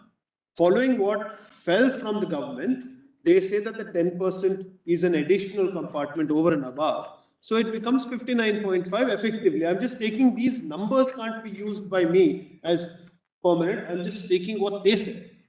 They have said that we are not touching the OBC, CST compartments and those numbers. And now their affidavit shows that even on the ground, as far as the postal seats are concerned, they are keeping it limited so that those numbers don't get disturbed. On the right side, if your Lordship sees the consequence now in the green, that number has shrunk to 40.5%. In that pool of 40.5, please note who all are included, that key at the bottom right hand. Hindus who are non-OBC SC/STs are included there. Muslims, Christians who are non-OBCs are included there. So just to illustrate that this is not a caste issue at all. Other religions, whoever they may be, are included there. Meritorious OBC SC/STs, that is those who are in the yellow but following the Sabharwal principle who have merit, they will be calculated here. They won't be calculated there. So you are trotting on their toes itself by bringing the 10% in there. I hope I'm making myself clear. Correct, yes. And meritorious EWS. Now that you brought this EWS in, if there is an EWS person who is making it on his or her own merit, that person will also be here in the green. Therefore, all of these people are in the green and they have been shrunk. Now the argument, and I think the Solicitor General put it across quite strongly and I think accurately about the basic structure violation needing to be something that is quite extreme, that is shocking, unconscionable. It can't be just a mere violation of equality. And the question therefore arises, is this 50% violation something so shocking and unconscionable? Then you're starting from your previous argument. That I am- 50% is a hard. I am adopting the same. I am saying it is shocking and unconscionable. I'm explaining why it is shocking and unconscionable. Not only have your lordships in two judgments expressly in the context of a constitutional amendment said so. Justice Maheshwari pointed out para 120 of Nagaraj, to which there is no answer still. Nagaraj says that 50% is a controlling limit. In Krishnamurti, again with 243D and 243T, 50% was brought in, again as a ceiling limit. Those ceiling limits were brought in the context of constitutional amendments.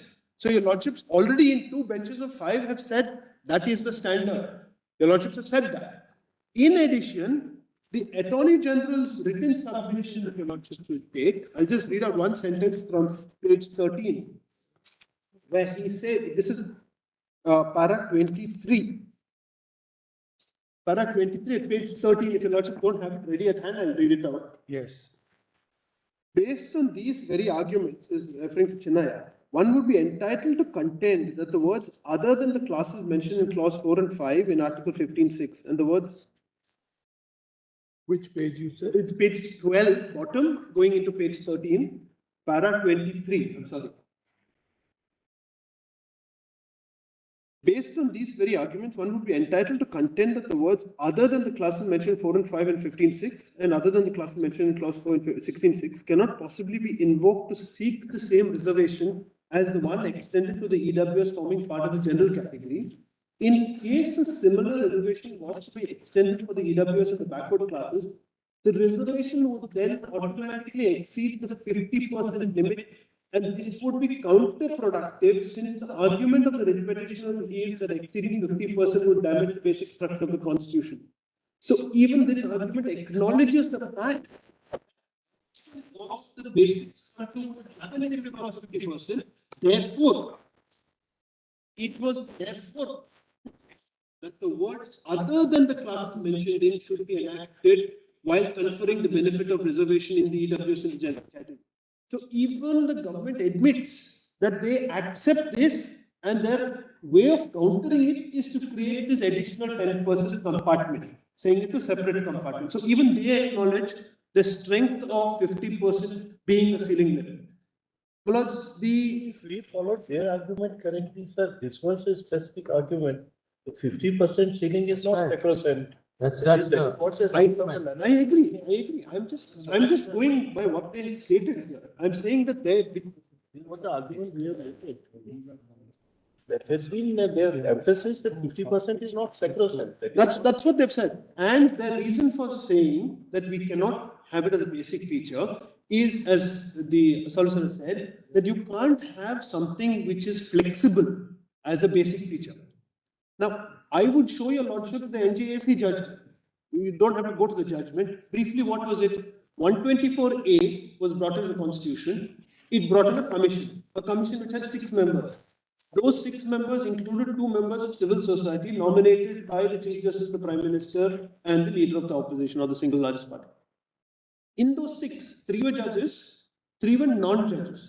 Your lordship said that upset the balance. This upset independence of judiciary and separation of powers. 4 out of 5 judges said that. Their argument is what Justice Chalameshwar in dissent said in NJAC. Their argument was that this is a flexible rule. 50% is a flexible rule. If it's a flexible rule, it can't become part of the basic feature. What else was applied in NJAC than that?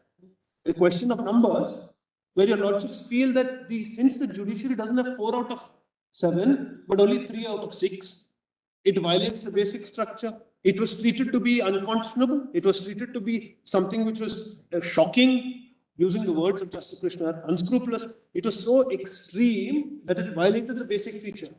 So I would argue that it isn't necessary for basic features to be flexible versus inflexible. It can be both. It depends on a case-wise scenario. In this case, I believe 50%, exactly as Justice Bhatt praised it in Jayashree Lakshman Rao Patil, 50% with the exceptional circumstance. That phrase is a basic feature of this constitution, and what they are doing by virtue of this additional compartment over the 50% is a breach. So I would once again emphasize that those words, in addition to the existing reservation, those words need to be culled from the constitution, need to be severed, because if this is permitted, the floodgates open. Because the next constitutional amendment will come with another compartment, at which point your lordships will be forced to entertain an argument saying 60%, then maybe 70% at each stage. The idea of 50% having been rooted now for 70 years and recognized in 16(4)(b), 2 constitutional benches dealing with constitutional amendments, makes it clear that the balance has to be maintained. That's all we're saying. We're just saying maintain the balance. Within that 50%, play with the percentages however else you want. That's a policy decision. Because I won't take any more time. I've already been told that I'm arguing against my own side in a way. So I'll just stop with that. In that small compilation I've given your lordship, the last 2 are just Mr. Palkiwala's articles. Your lordship may see it.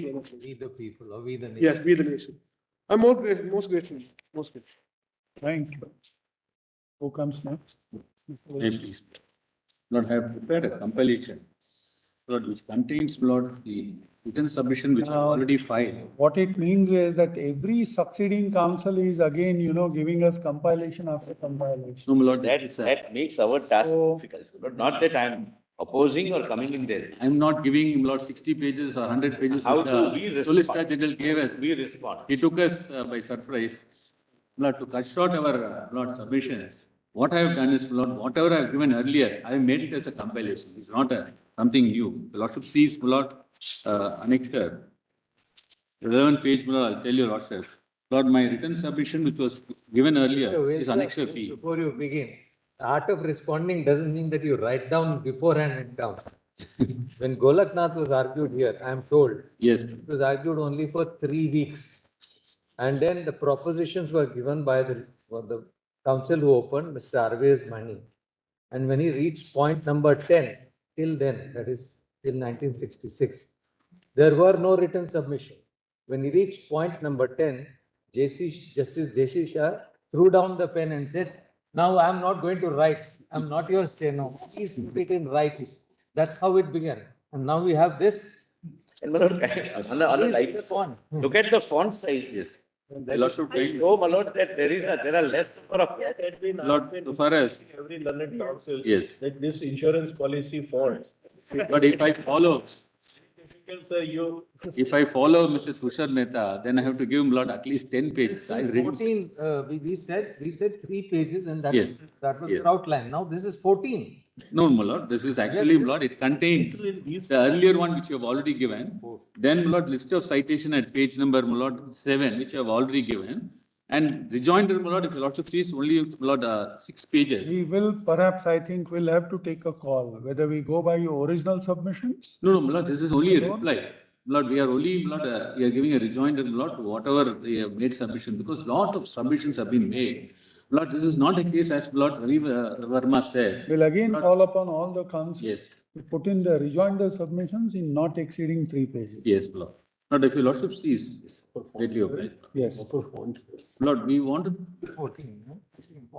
You must also do some bit of homework rather Yes, than Lord. put it pure. Lord, this, I yes. have not tendered at that time. I have only a 3-page submission that. Whatever, yes. I have done that elaborated part of extracting the paragraphs from judgment and the rejoinder is Ms. changed Arora, at the end. whatever you said Together. that day, the 3 pages exceeded that. So we have noted whatever you said, the paragraphs, everything is there. Yes. Your para Because we've 0.02, explained, if my para lords 3, find it of- convenient, That is- my lords may use it. If my lords feel that it's not Lord. necessary, my lords may not look at it. But for the purpose of convenience, it's tabulated, it's with footnotes, with paragraph. Well, I tell you one thing, Mr. Arora, with due respect. Yesterday, I was looking at one of the judgments of this court, Pramati. Pramati is a 48 paragraph judgment. 283 pages just have gone into these written submissions. That's correct, my lords, absolutely. My lords, we had judgments, if my lords will look at the earlier years, only in 6 pages or 8 pages and laid down the. Look at Champakam Dorai Rajan, just And about then, 4 pages. my lords, Indira Sani was like a volume and then others Yeah. were a volume. So my lords, we have also kind of evolved accordingly. Goes in argument, 40%. Lord, in fact, We have not. Lord, as Mr. Ravi Verma said, Lord, this is concerning, Lord, the whole lot of population. Very well, let's not waste time, Yes. sir. Go ahead. Lord, should kindly see, Lord, this amendment 103, Lord, constitutional amendment, Lord, puts us a status quo ante. What, Lord, the reservation brought, Lord, so far as, Lord, the oppressed and depressed class, Lord, recognizing, Lord, that they were kept away from the mainstream to offset, Lord, the social discrimination and, Lord, to see that the inequality is being taken away. Now, Lord, this 103rd constitutional amendment, Lord, puts really, my lord, us back, my lord, to the pre-constitutional stage. My lord, in fact, the Indira Savani case itself clearly says, my lord, any reservation on economic criteria, my lord, will lead to a virtual deletion of Article 15.4 and 16.4. That was a caution struck, my lord, not, my lord, simply, my lord, there was any observation. There was a EWS, my lord, reservation given on the basis of an office memorandum. But what was interpreted, Lord, is Article 14, 15, and 16. Lord, that is what I wanted to remind, Lord, this bench.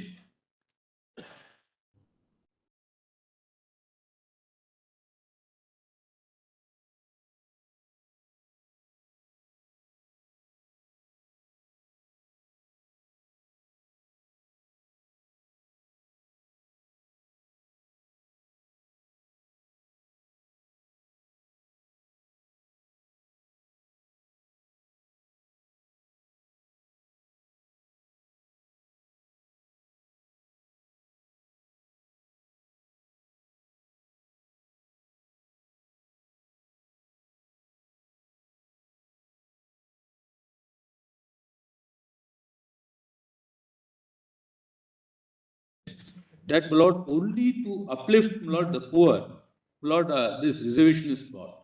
Lord, there is no dispute. But the question is, Lord, can they be uplifted, Lord, through this reservation? Lord, the answer, Lord, is an emphatic no, because reservation, Lord, is not a poverty alleviation program. Lord, that has been already decided. And, Lord, indigence also is not a basis for reservation. Lord, one important document, Lord, which the Solicitor General and Learned Attorney General relied upon, Lord, is Sino Commission. Lord, in fact, Sino Commission, Lord, did not support them at all. Lord, if your Lordship, Lord, I have gone through the Sino Commission thoroughly, not only Sino Commission, Lord, and also this NSSO report. If your Lordship sees, Lord, the Sino Commission itself did not recommend for any reservation.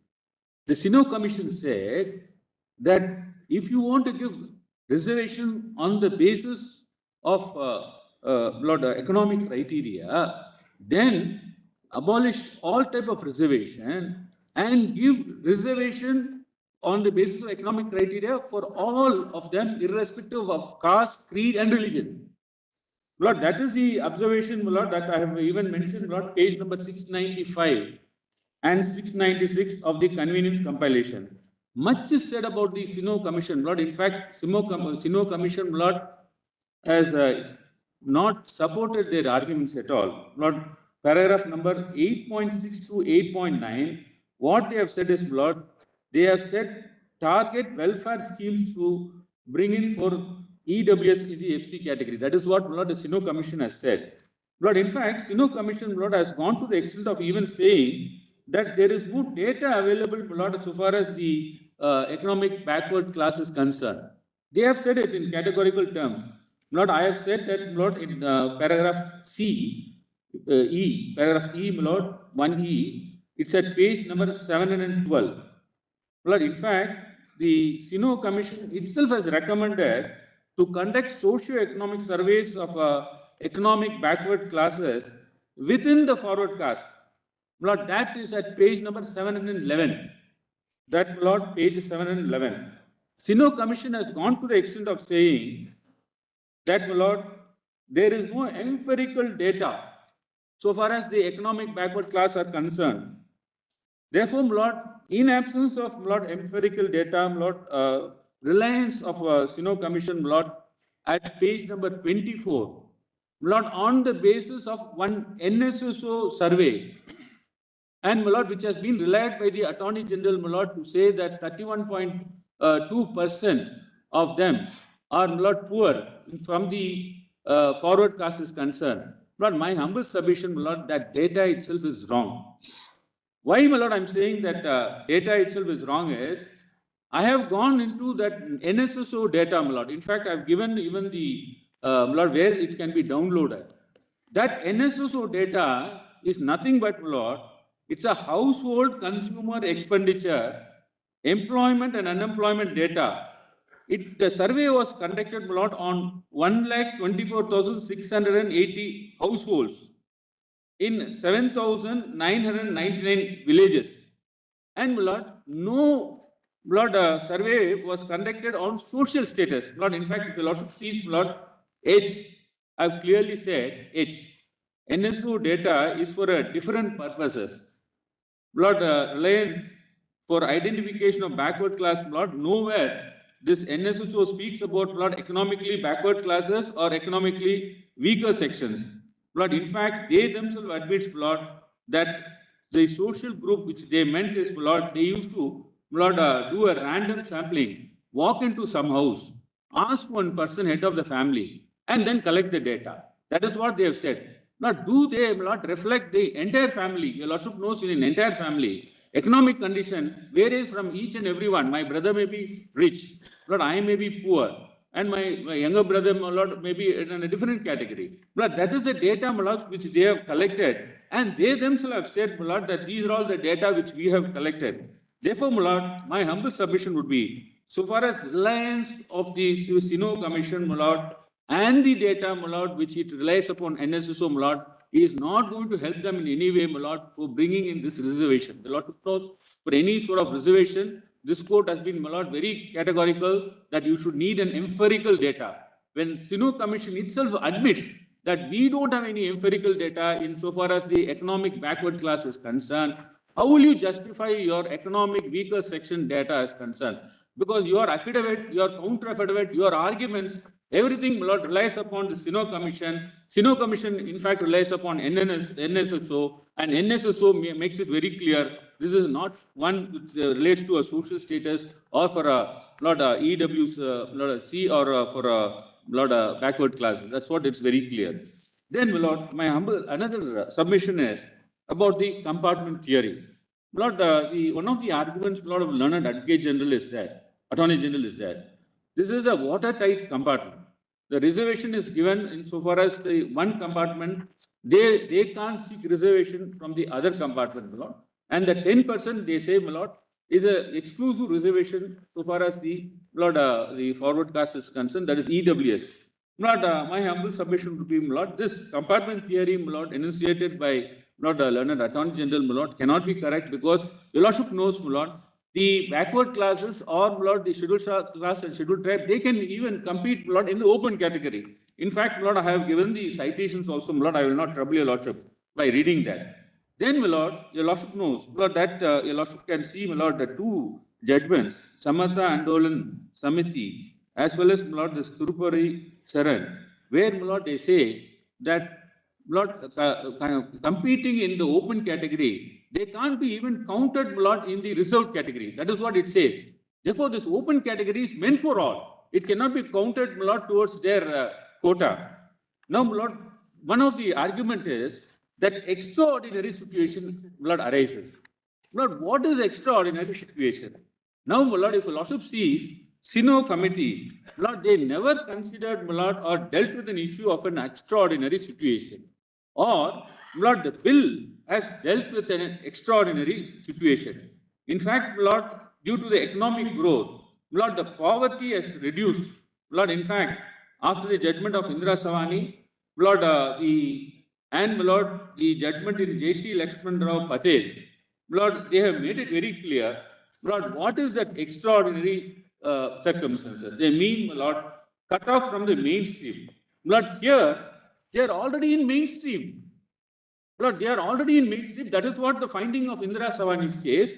And where is the question of, Lord, the extraordinary situation being raised? Therefore, Lord, my humble submission would be, Lord, that argument, Lord, of extraordinary situation as arisen is only, Lord, on the air. It cannot be seen in paper, no data, nothing. Sino Commission doesn't say so, bill doesn't say so, Lord, and therefore, Lord, this argument, Lord, cannot be accepted.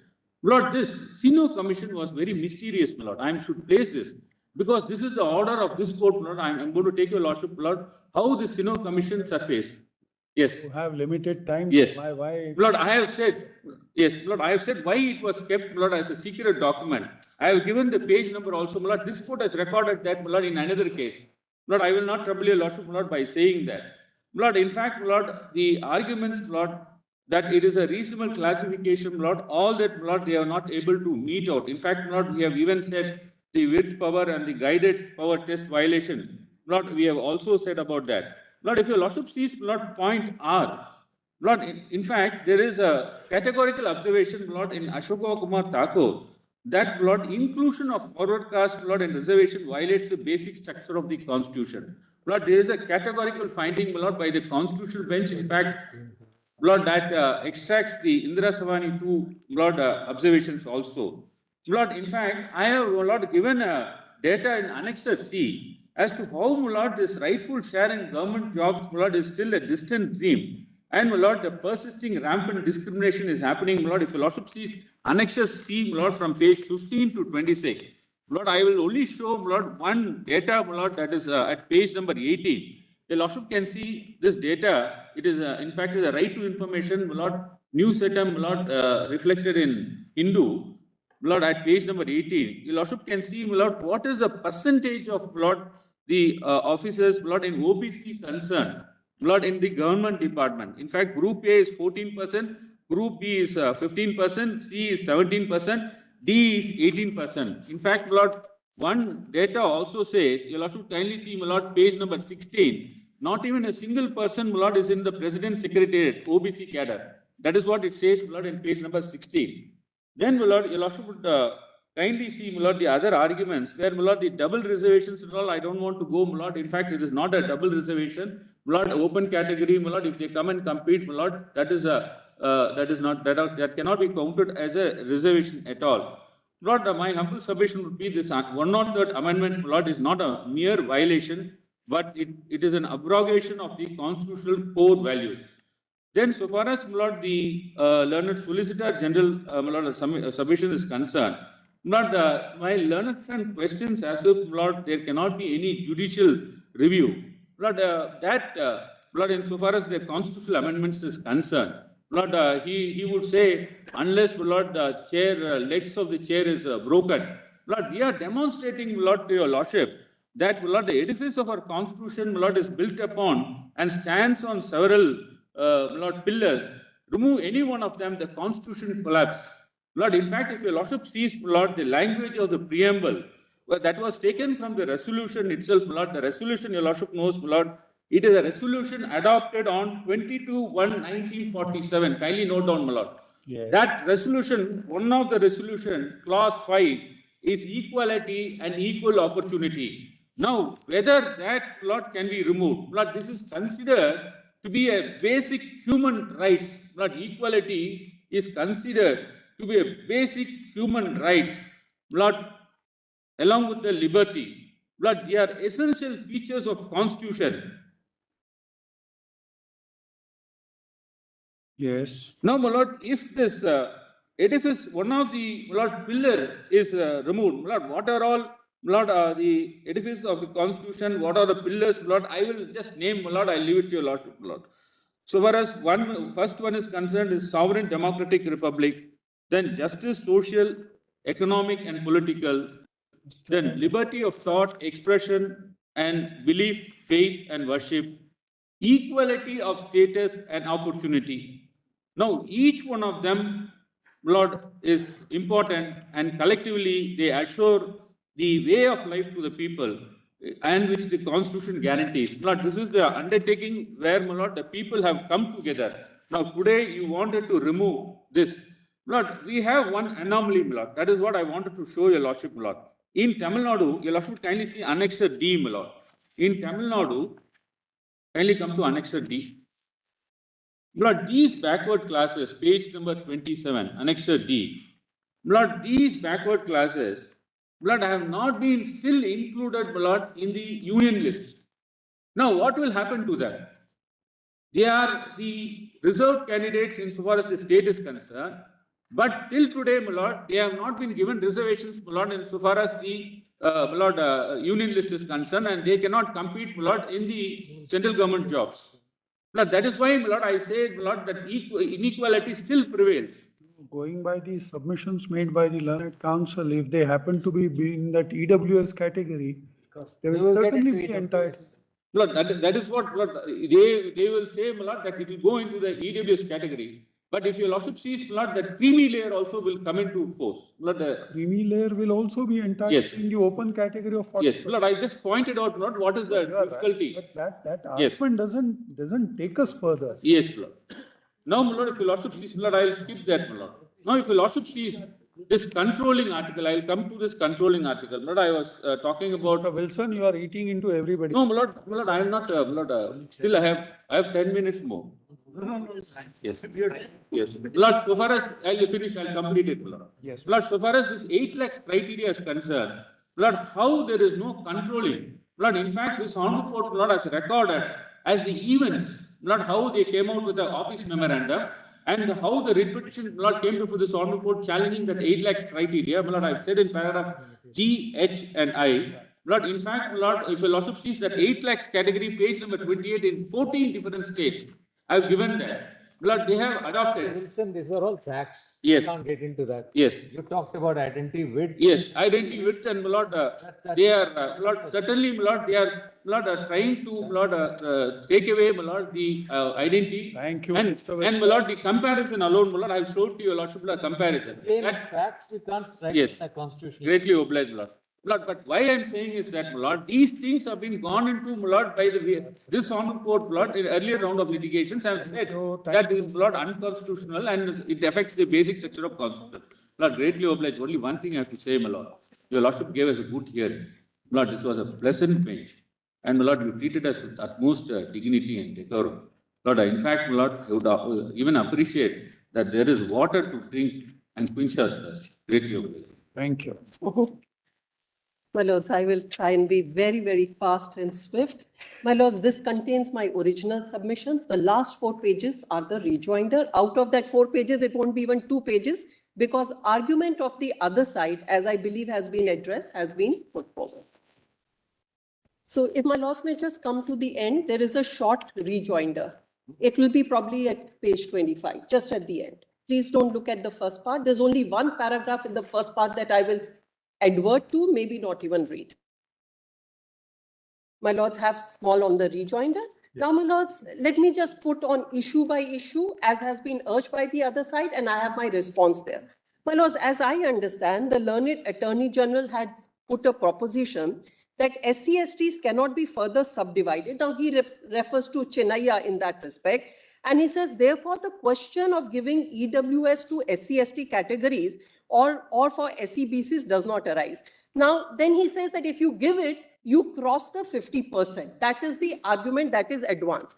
Now, my lords, my response to this particular thing is that if we accept this proposition, then in that case, we can't even do a horizontal reservation because in all horizontal reservations, whether it is for women, disabled persons, children, wards of ex-servicemen, etc., it would amount to subdividing them within that.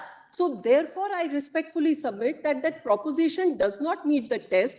In horizontal reservation, we already have that principle of providing for that, and therefore, to say that it will subdivide may not be correct at all. Now, subdivision is proscribed in Chennaiya, and other judgments following Chennaiya are based on specific caste groups and therefore social.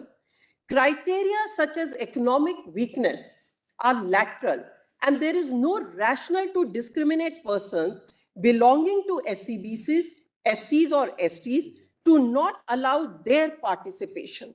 Now, my lords, I would request my lords, and I'm not going into the judgment, my lords have discussed at length the principles of horizontal and vertical reservation in my lord's judgment in Saurav Yadav. And this, my lords, will completely, as I put it, comes from that particular principle laid down there. Now, my lords, let me come to the second argument. The argument that was advanced was that basic structure doctrine, as in Indira Sani 1 and Indira Sani 2, and other judgments is of no relevance because they do not arise in a context of challenge to a constitutional amendment, and no basic structure test could have been employed while dealing with an office memorandum, which was the case in Indira Sani's case. Now, my lords, a paragraph from Bhim Singh judgment of Justice Y.V. Chandrachud, as it then was read out.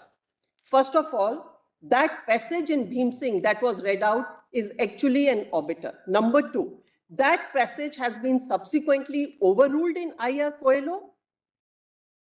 Yes, it should be taken to have been overruled because, my lords, what has been said now is that in I.R. Coelho, that even the legislations which are put in the 9th schedule can be tested on the ground for violation of basic structure doctrine.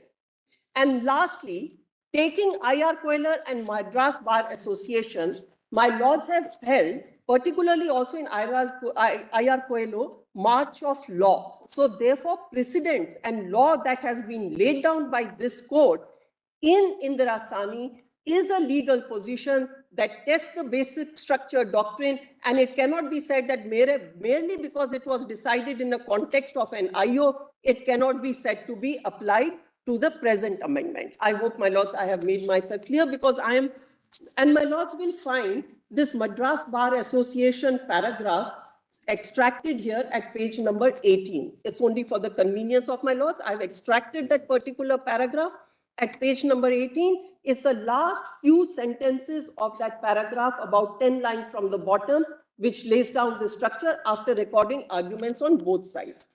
Now, my lords, therefore, my submission will be that Indira Sani 1 and 2, more particularly 2, is required to be treated as a voice of this court, and there is nothing that warrants overruling of the same or to say that the guidelines principles laid down in Indrasani will not apply to the present amendment merely because that was an OM and here it's an amendment to the Constitution. It's the principle. Now, my lords, coming to the next. My lords, it was debated across and also urged by, I believe, by the learned Attorney General that alternate facts and figures cannot invalidate a constitutional amendment, and this court cannot go into facts and figures for the purpose of invalidating. My simple reply to that is, my lords, it's a very well settled principle that the test of constitutional viris is dependent upon its impact of the state action. It's not based merely on the statement of object. How it impacts finally is the test that my lords will apply to test the constitutional viris. Now, it will not be merely because it sounds that very well we are providing.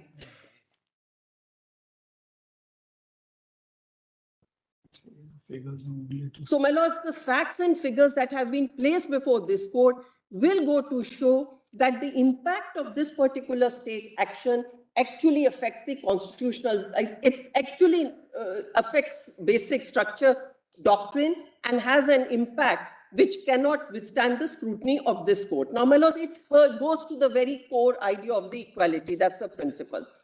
Now, my lords, the learned Solicitor General, and I think this is an important response that we need to consider. And it was also argued by my learned friend, Mr. Gopal Shankar Narayan, as I heard it just now. It is suggested that not all incursions into the basic features destroy the basic structure of a constitution. What was said was that the alleged breach of basic structure is not a mere violation unless it is shocking, unconscionable, unscrupulous travesty of quintessence of the Constitution. My lords, please put it on a test. If this proposition is accepted, then you can go ahead, hit the basic structure of the Constitution chip by chip. Go at it chip by chip. It's not shocking. It is small. You'll have a next one. Now, where this principle comes from, if my lords may just give me the benefit at page number 21 of my submissions. And my lords, I just have very short ones. I'll finish with this very quickly so that my friends have an opportunity and I don't eat into their time.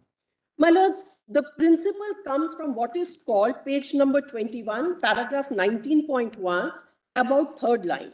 The principle that comes here is from the ship of Keyser's paradox in philosophy, offers a relevant parallel. If over a period of time, every single part of a ship is replaced by a new part, at what stage does a ship become a new ship?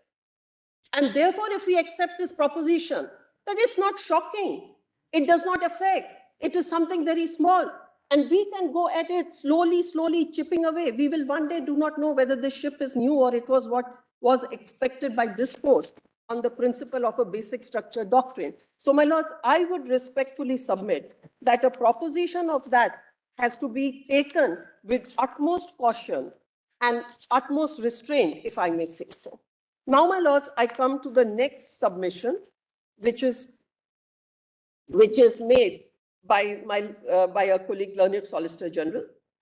The primary argument that is said was that the Constitution does not allow for migration of SC/STs, who are the most backward, to vertical reservations created for SC/BCs, which are relatively less backward. Now, Constitution can create another zone of affirmative action. This is the argument for EWS category, which exists outside the fold of pre-existing reservation.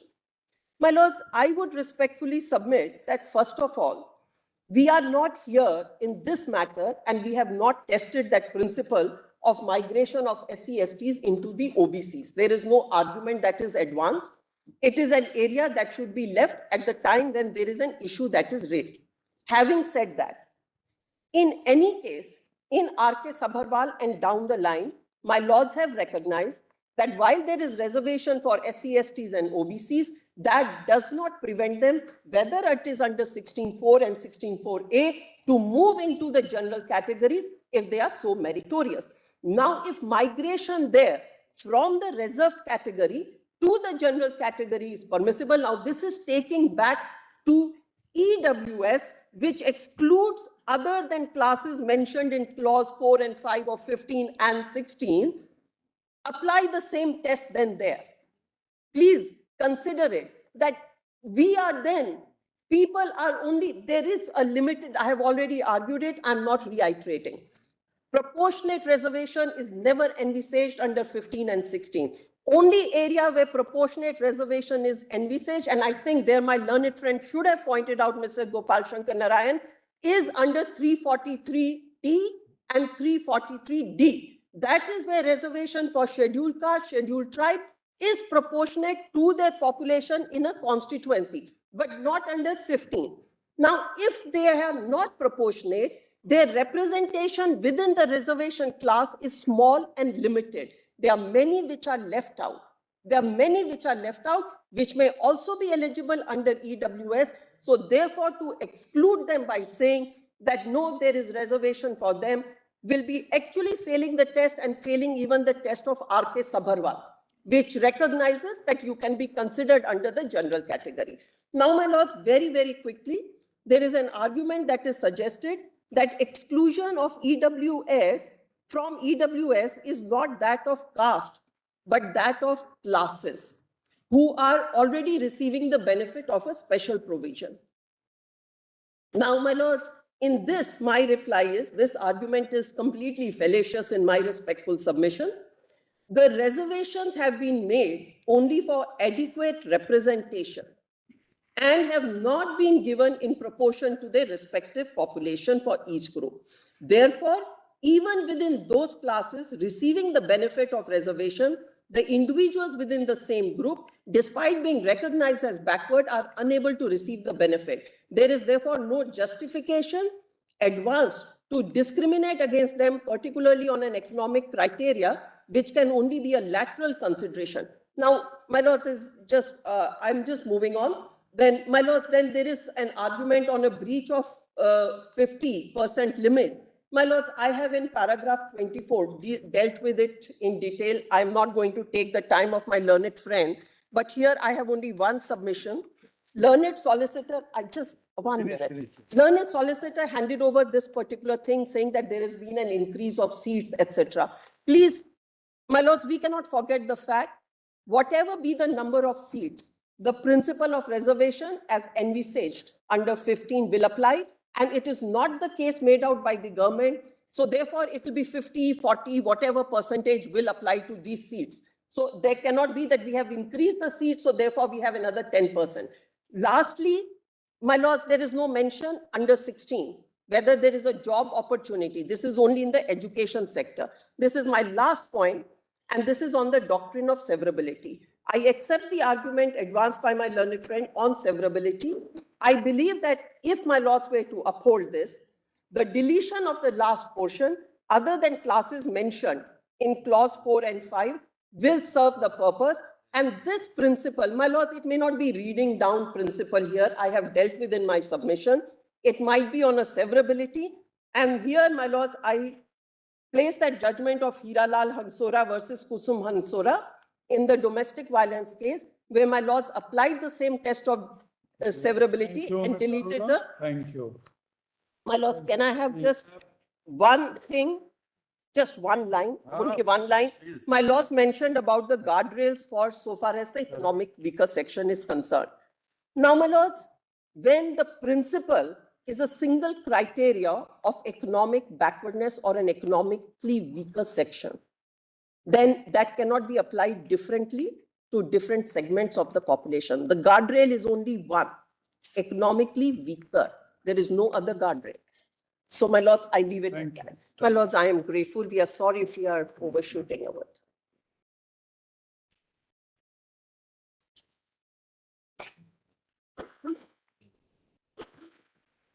I am making 4 points very quickly.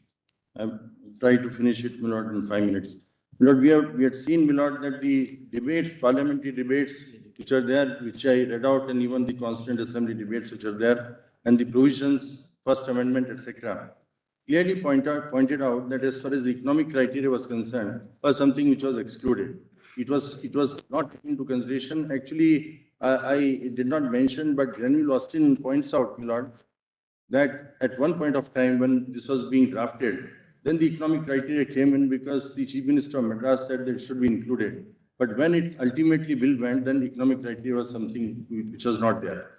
The sum and substance is, my lord, that when you look at the social, educational, and naturally, my lord, the economic criteria comes in. What Justice Jeevan Reddy points out is that the social backwardness, my lord, leads to educational backwardness and then economic backwardness. But assuming we reverse the position, my lord, then in the reversal also, it is not something that economic criteria alone can be there. Now, that is something very important.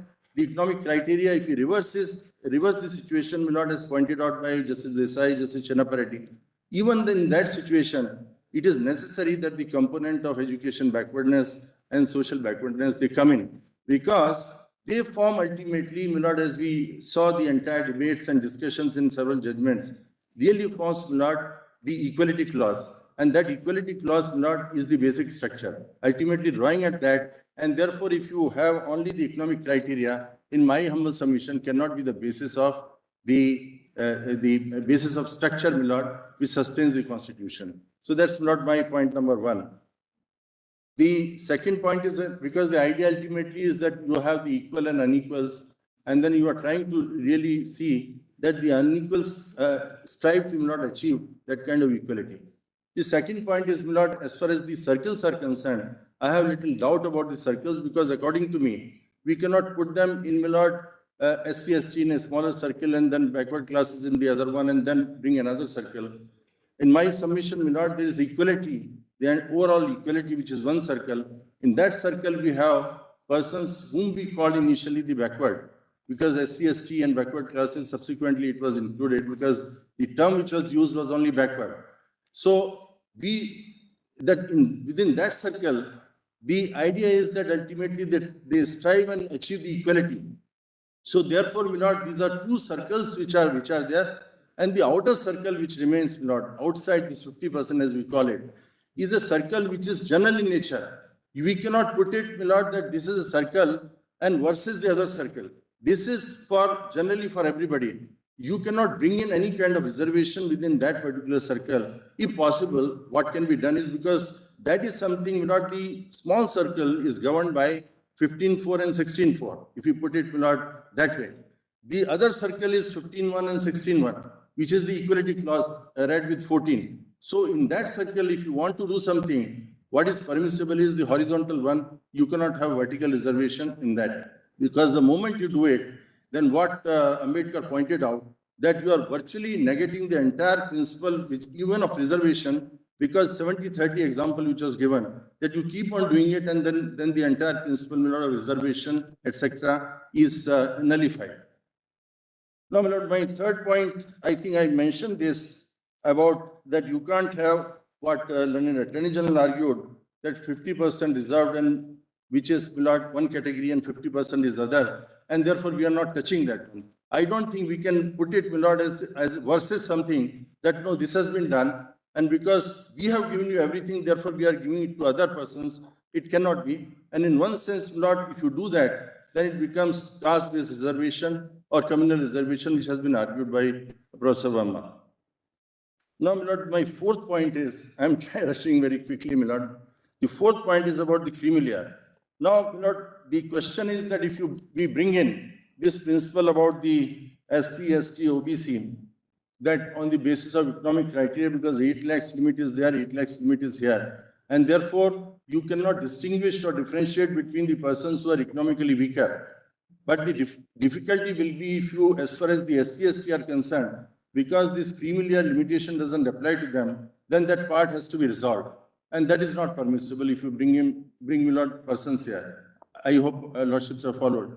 That is to say that if you give the benefit, the criteria, economic criteria which is there, the cut of 8 lakhs, which is also creamy layer and here, their SC, ST are not governed by that. You bring them here, then that particular limit will come, which cannot apply to SC and ST in that sense. The other argument is about Article 21A. That argument has been advanced because the definition includes, the SC, ST and backward classes. It's not merely the EWS criteria. Milord Lordships must just note that page in Granville Austin, that is volume 4, 1530.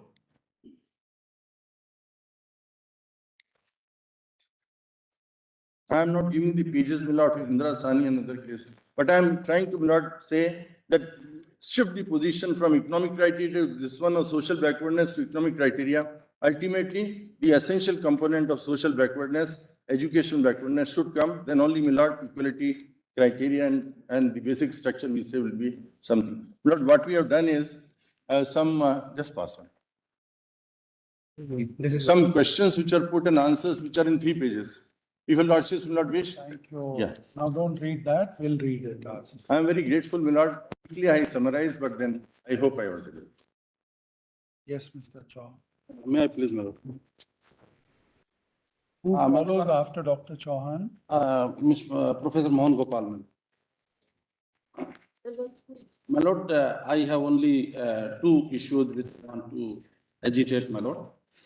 First is, my Lord, have taken a view that this is a constitutional principle.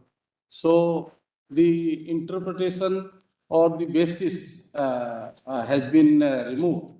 So I have to see the constitutional philosophy of Article 141, read with Article 145(5) of the Constitution, my Lord.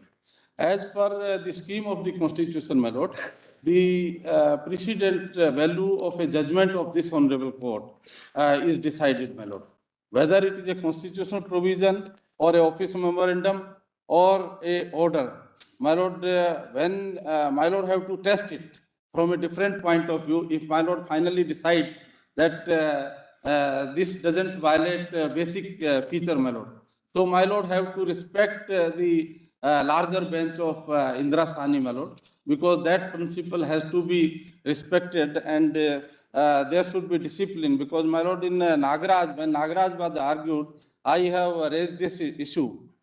But Nagaraj was not referred to larger bench. Even today, after 16 years of Nagaraj judgment, in 2006, Nagaraj was decided. In almost all states, there is no reservation in promotion. And only central government, some services reservation promotion is being followed. So this should not happen, my Lord, because the discipline, the judicial discipline of precedent and the bench composition or the hierarchy of the bench, my Lord, that should be followed. This is my one argument. The second is, my Lord, the learned Attorney General has said that the scheduled caste, scheduled tribe are loaded with so many benefits, my Lord. So I could find an article, my Lord, regarding American context, my Lord. Professor Owen Fish, he has written an article, Accumulation of Disadvantages.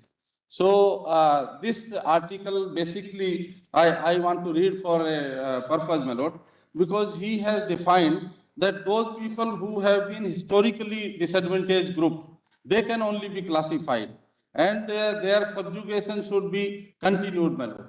And otherwise, it has many aspects, my Lord, which will take time. So I want to just say that, my Lord, have to see the historical context, my Lord, the deprivation, social exclusion, the untouchability. Professor Ravi Verma has tried to say that scheduled caste should be bifurcated. When a president of India from the scheduled caste, he goes to a temple and he is not allowed entry. When they go to another temple, his wife was just pushed.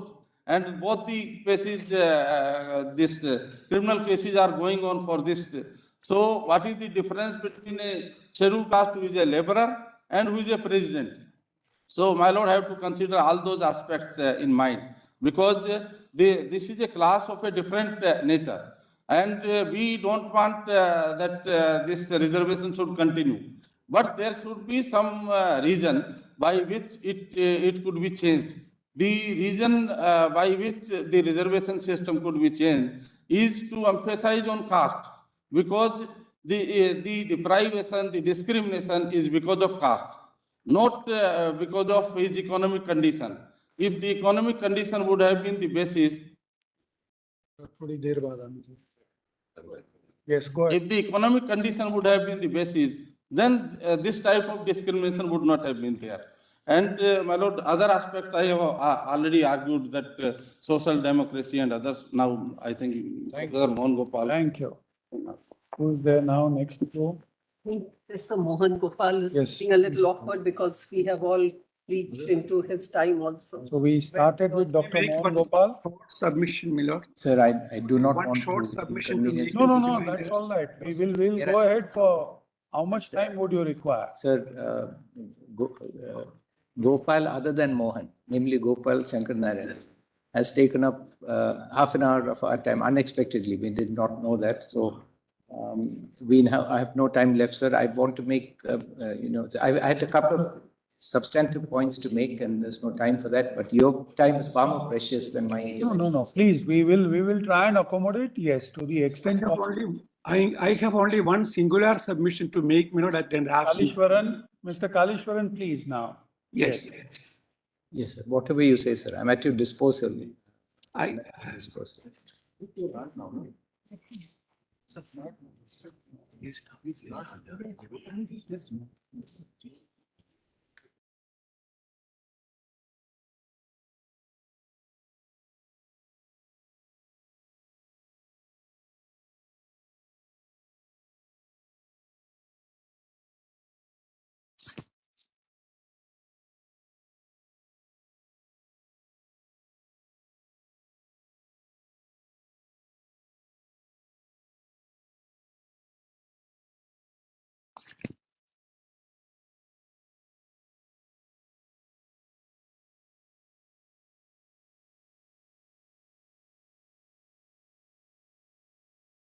Or rather, Dr. Mohan Gopal, Yes, sir. give you half an hour after lunch. Yes, sir. After lunch, and that's the last word in the matter. Yes. Mr. Kalishwaran, whatever you wish to say, next 5 minutes, sir.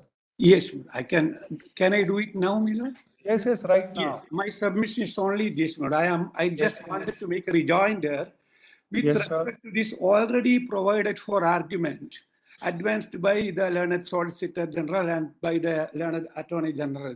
The already provided for argument, that is to say that you have already given the 50% is not a valid argument for two reasons. Number one, as Justice Butt was pointing out, the fundamental rights, my lord, are always individualistic and it is not a class right. Therefore, to say that OBC or SC or ST is given the benefit of reservation as a class is not an answer, my lord, when the fundamental right violation is alleged. Again, my lord, this was dealt with, this fundamentality or the individuality of the fundamental right was specifically dealt with in paragraph 108 of Puttaswamy, 2017, 10 SCC, page 1, at paragraph 108. But one single sentence answers it all. This is the sentence I quote. The individual is the focal point of the Constitution because it is in the realization of individual rights that the collective well-being of the community is determined, unquote. If my submission, therefore, Milo, is that if the benefit is given to us as a class, that is not an answer when we allege that in the context of exclusion, our individual fundamental rights are violated. That is the answer to that.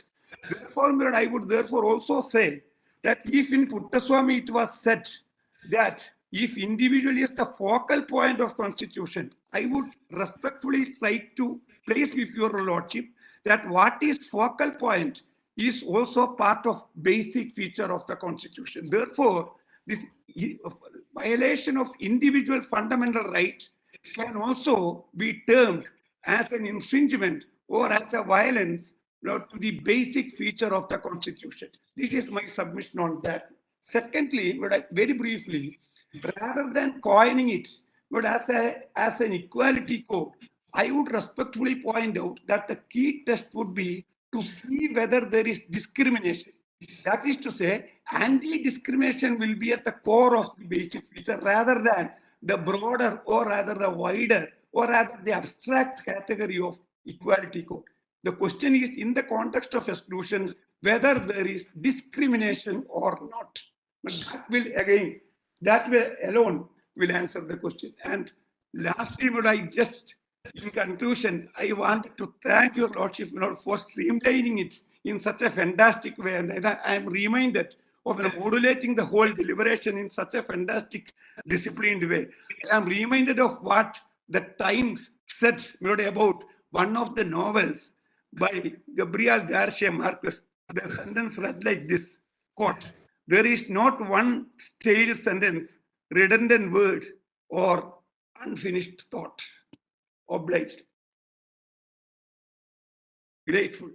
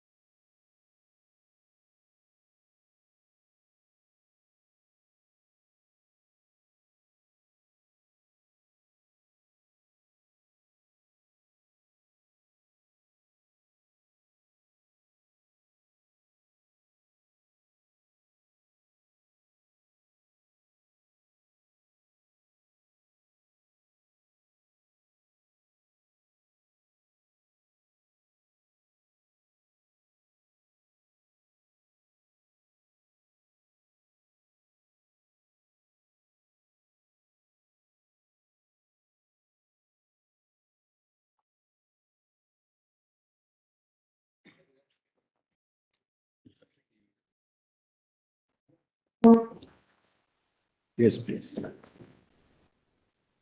I'd like to begin by expressing my deepest gratitude for this extremely valuable opportunity. Sir, with your permission, I will quickly make 3 points by way of rebuttal, and then I will focus on the methodology for determining whether there has been a violation of basic structure, which I derived from Justice Kapadia's, Chief Justice Kapadia's judgment in Nagaraj, where he provides a very wonderful framework for that.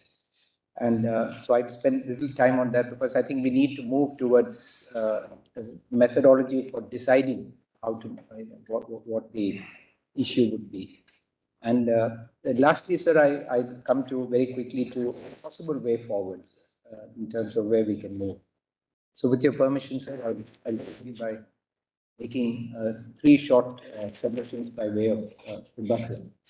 I think a couple of things that have been the theme of the presentation on the side of the union and other respondents has been to characterize the social and educationally backward classes as castes, and to say that reservation of SEBC is casteist reservation.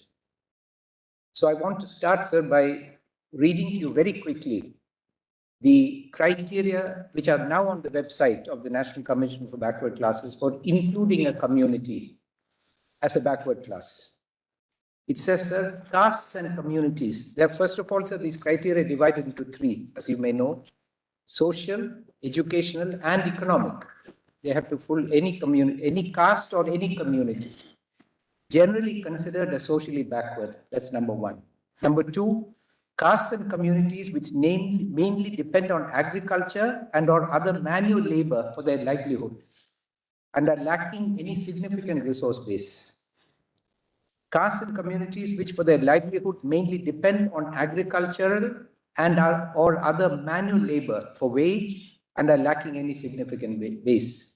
Castes and communities, the women of which, as a general practice, are for their family's livelihood engaged in agricultural and or other manual labor for wage.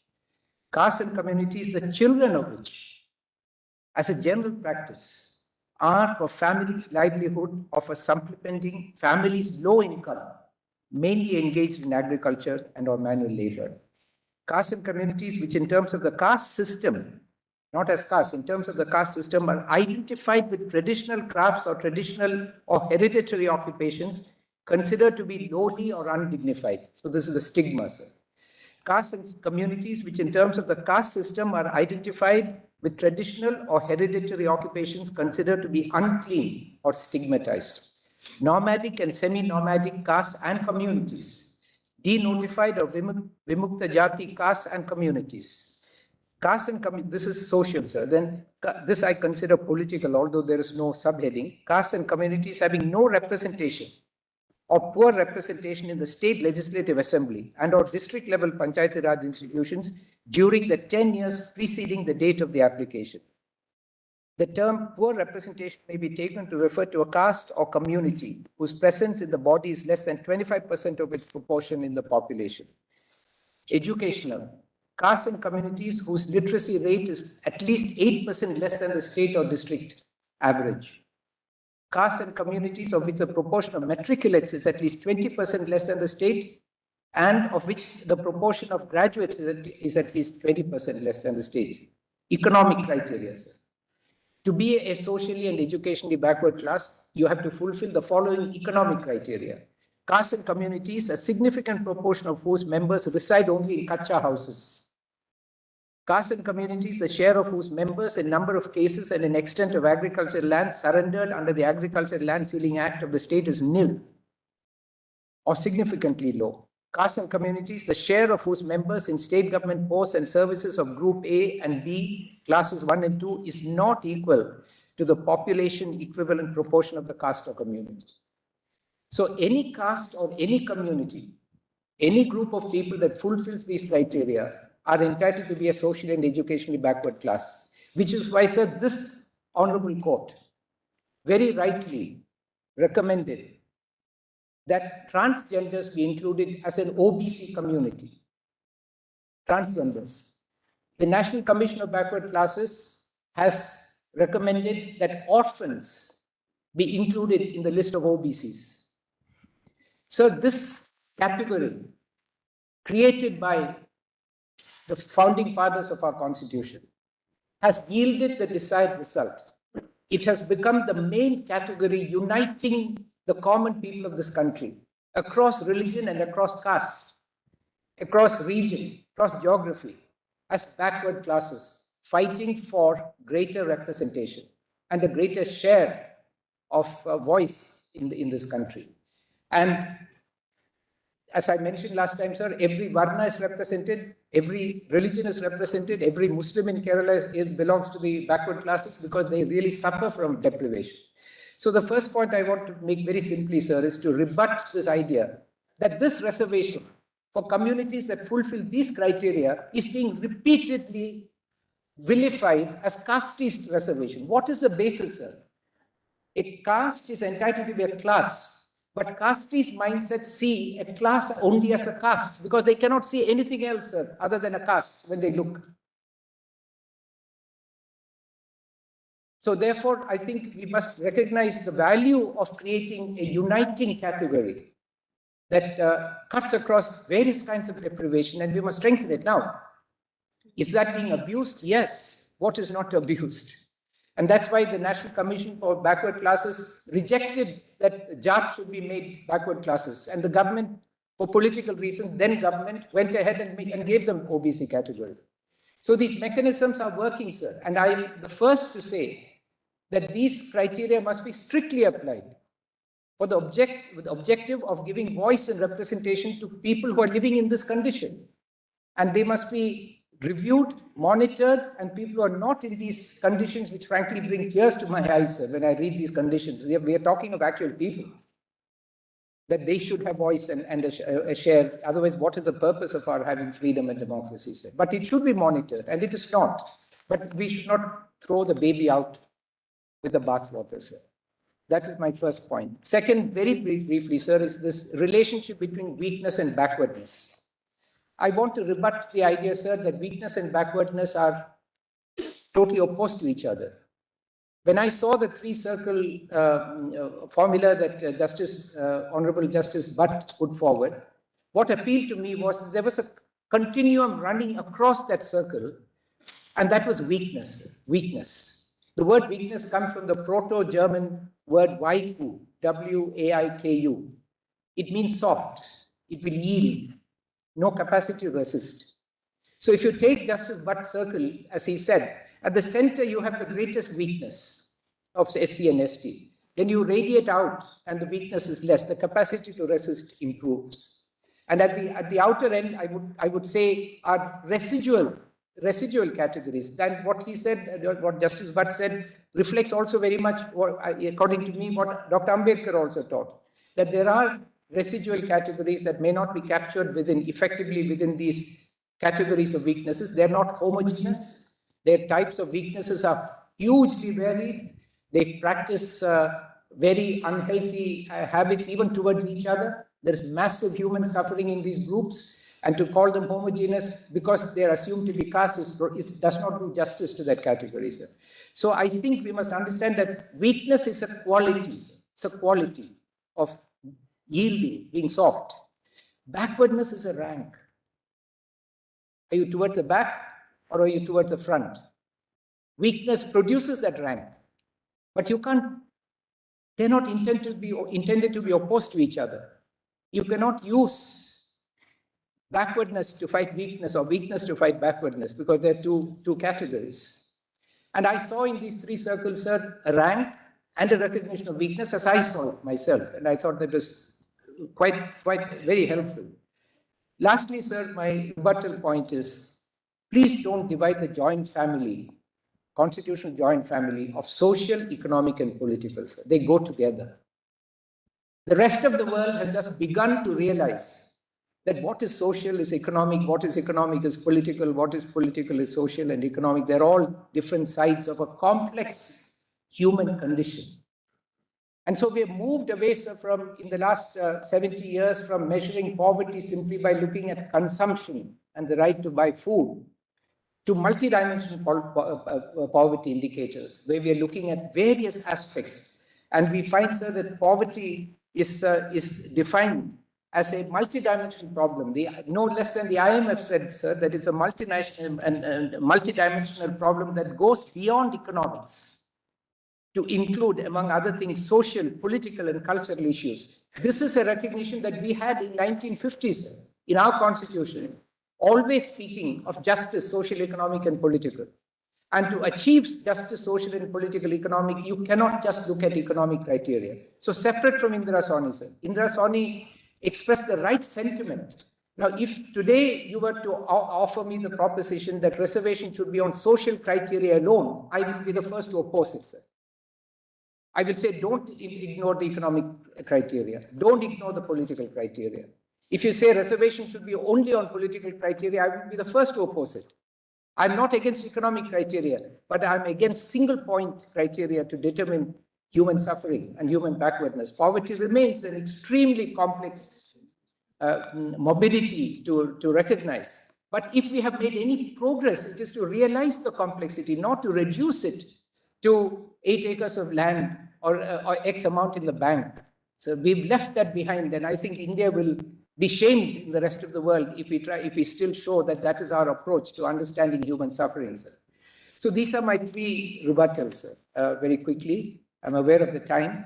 Now I want to move to 3 basic structure violations, sir. We've all focused, and my learned colleagues who are far more able than me and far more knowledgeable than me have very deeply pointed out to many basic structures, although the respondent side has tried to narrow us to only two issues of whether or not economic criteria can be is valid under the Constitution, whether there's 50% reservation. But actually, number of submissions have been made on basic structure. But many of these submissions have focused on the exclusion. I want to focus on the inclusion, sir. My real problem is with the inclusion, not with the exclusion. And what is my problem with the inclusion, sir? My problem with the inclusion is that for the first time in our history, being a member of a forward class, socially and educationally forward class, has been made a prerequisite for getting government assistance. If I'm a member of a born as a member of a socially educationally backward class, sir, how do I become a member of a socially and educationally forward class?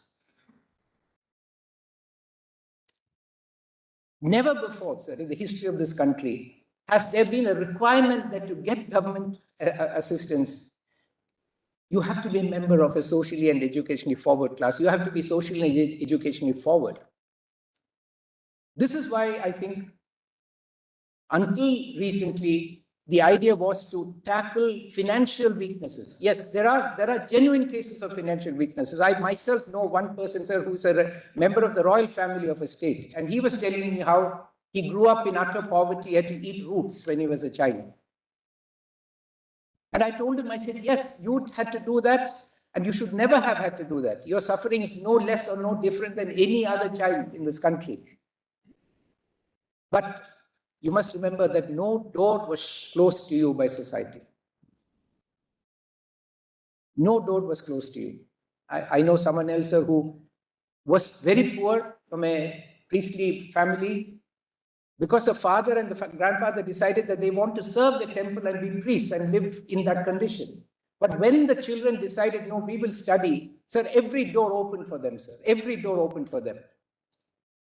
In school, in college, outside the country, in the best jobs in the country, and their friends, my friends, both of them ended up in top positions in the country. So our problem is with doors being closed by society on us. And that is a problem that can be solved only by forcing those doors to open through a reservation, a set aside such as reservation. Now let me turn to, so my first problem is that this requirement violates the basic structure. And I will come to that in the methodology in more detail, but that's the first. I'm only submitting that 3 things violate the basic structure. One is this prerequisite that you must belong to a forward class to get EWS. is a violation of the basic structure, number one. Number two, sir, there is a requirement sorry, sir, I'll just take 1 second.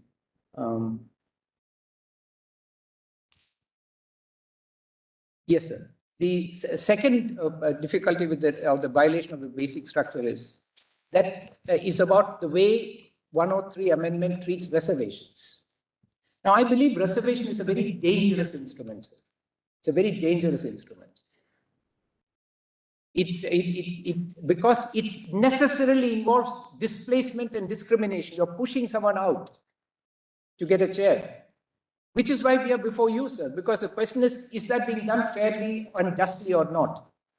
Now, because reservation is a very dangerous instrument, Dr. Ambedkar himself in the Constituent Assembly said, don't apply it to more than 50%. Not because he wanted that to be a rigid criterion to be used to destroy the social and educationally backward classes and the SC, ST, as some of my colleagues may wish to do. But because he realized the danger of reservations, and he wanted more than anything else that every Indian should have equal opportunity. That's what the struggle of the movement always was. So it's a dangerous instrument. So therefore they anchored that those reservation, put chains on it so that it will not run out of control. The chain was that you shall be used only for representation. And you shall be used only for representation by backward, for those who are being discriminated against.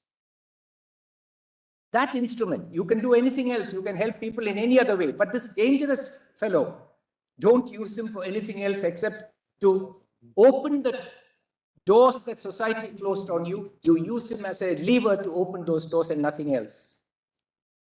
Now, what 103 does is, sir, it destroys those harnesses on reservation.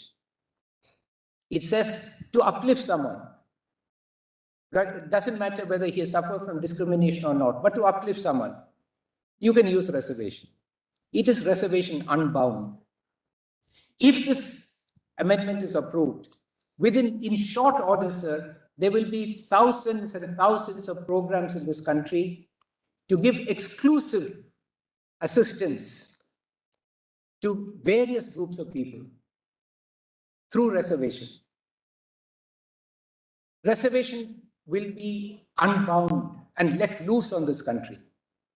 So instead of tightening that and making sure that it does not apply except where the truly deserving need representation, we are doing the opposite by universalizing and compartmentalizing reservation. I agree, sir, with you that compartmentalization already exists. It's a problem, sir. Let's not make it worse. When I heard the arguments about compartmentalization, ma'am, my mind went back to 1896. I was never there, but went back to the Supreme Court of the United States in 1896, Bless you.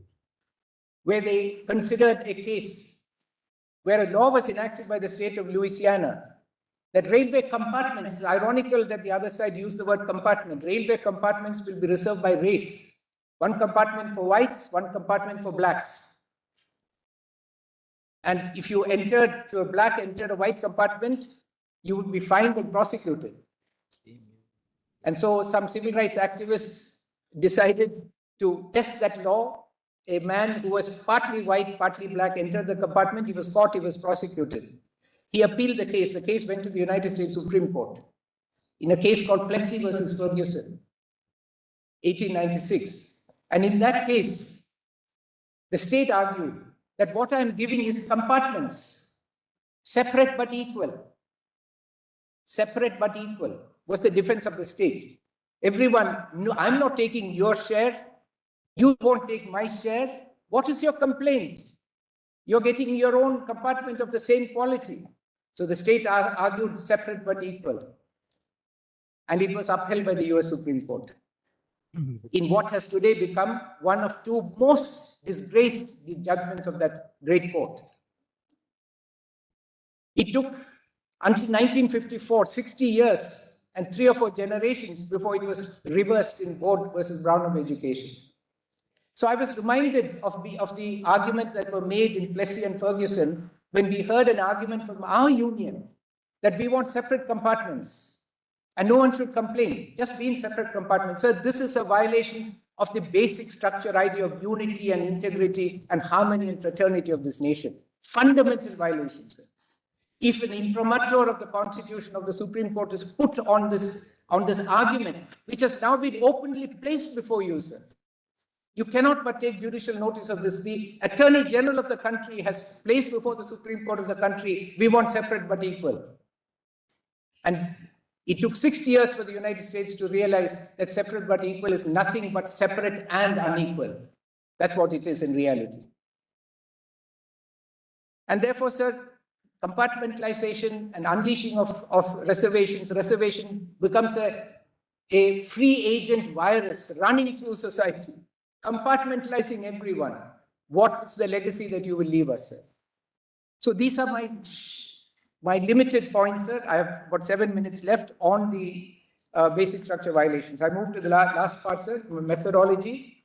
And on methodology, sir, I turn to Justice Kapadia's judgment, sir. Wonderful judgment, as all of you know him, a judge of great clarity and great wisdom. So if you turn to para 22 of the judgment in M. Nagaraj, I don't have the right, I rely on Indian Qanun and all that, sir. So I don't have the right numbers, but it's para 22. 122. Sorry? It's page 242. Yes. Yes.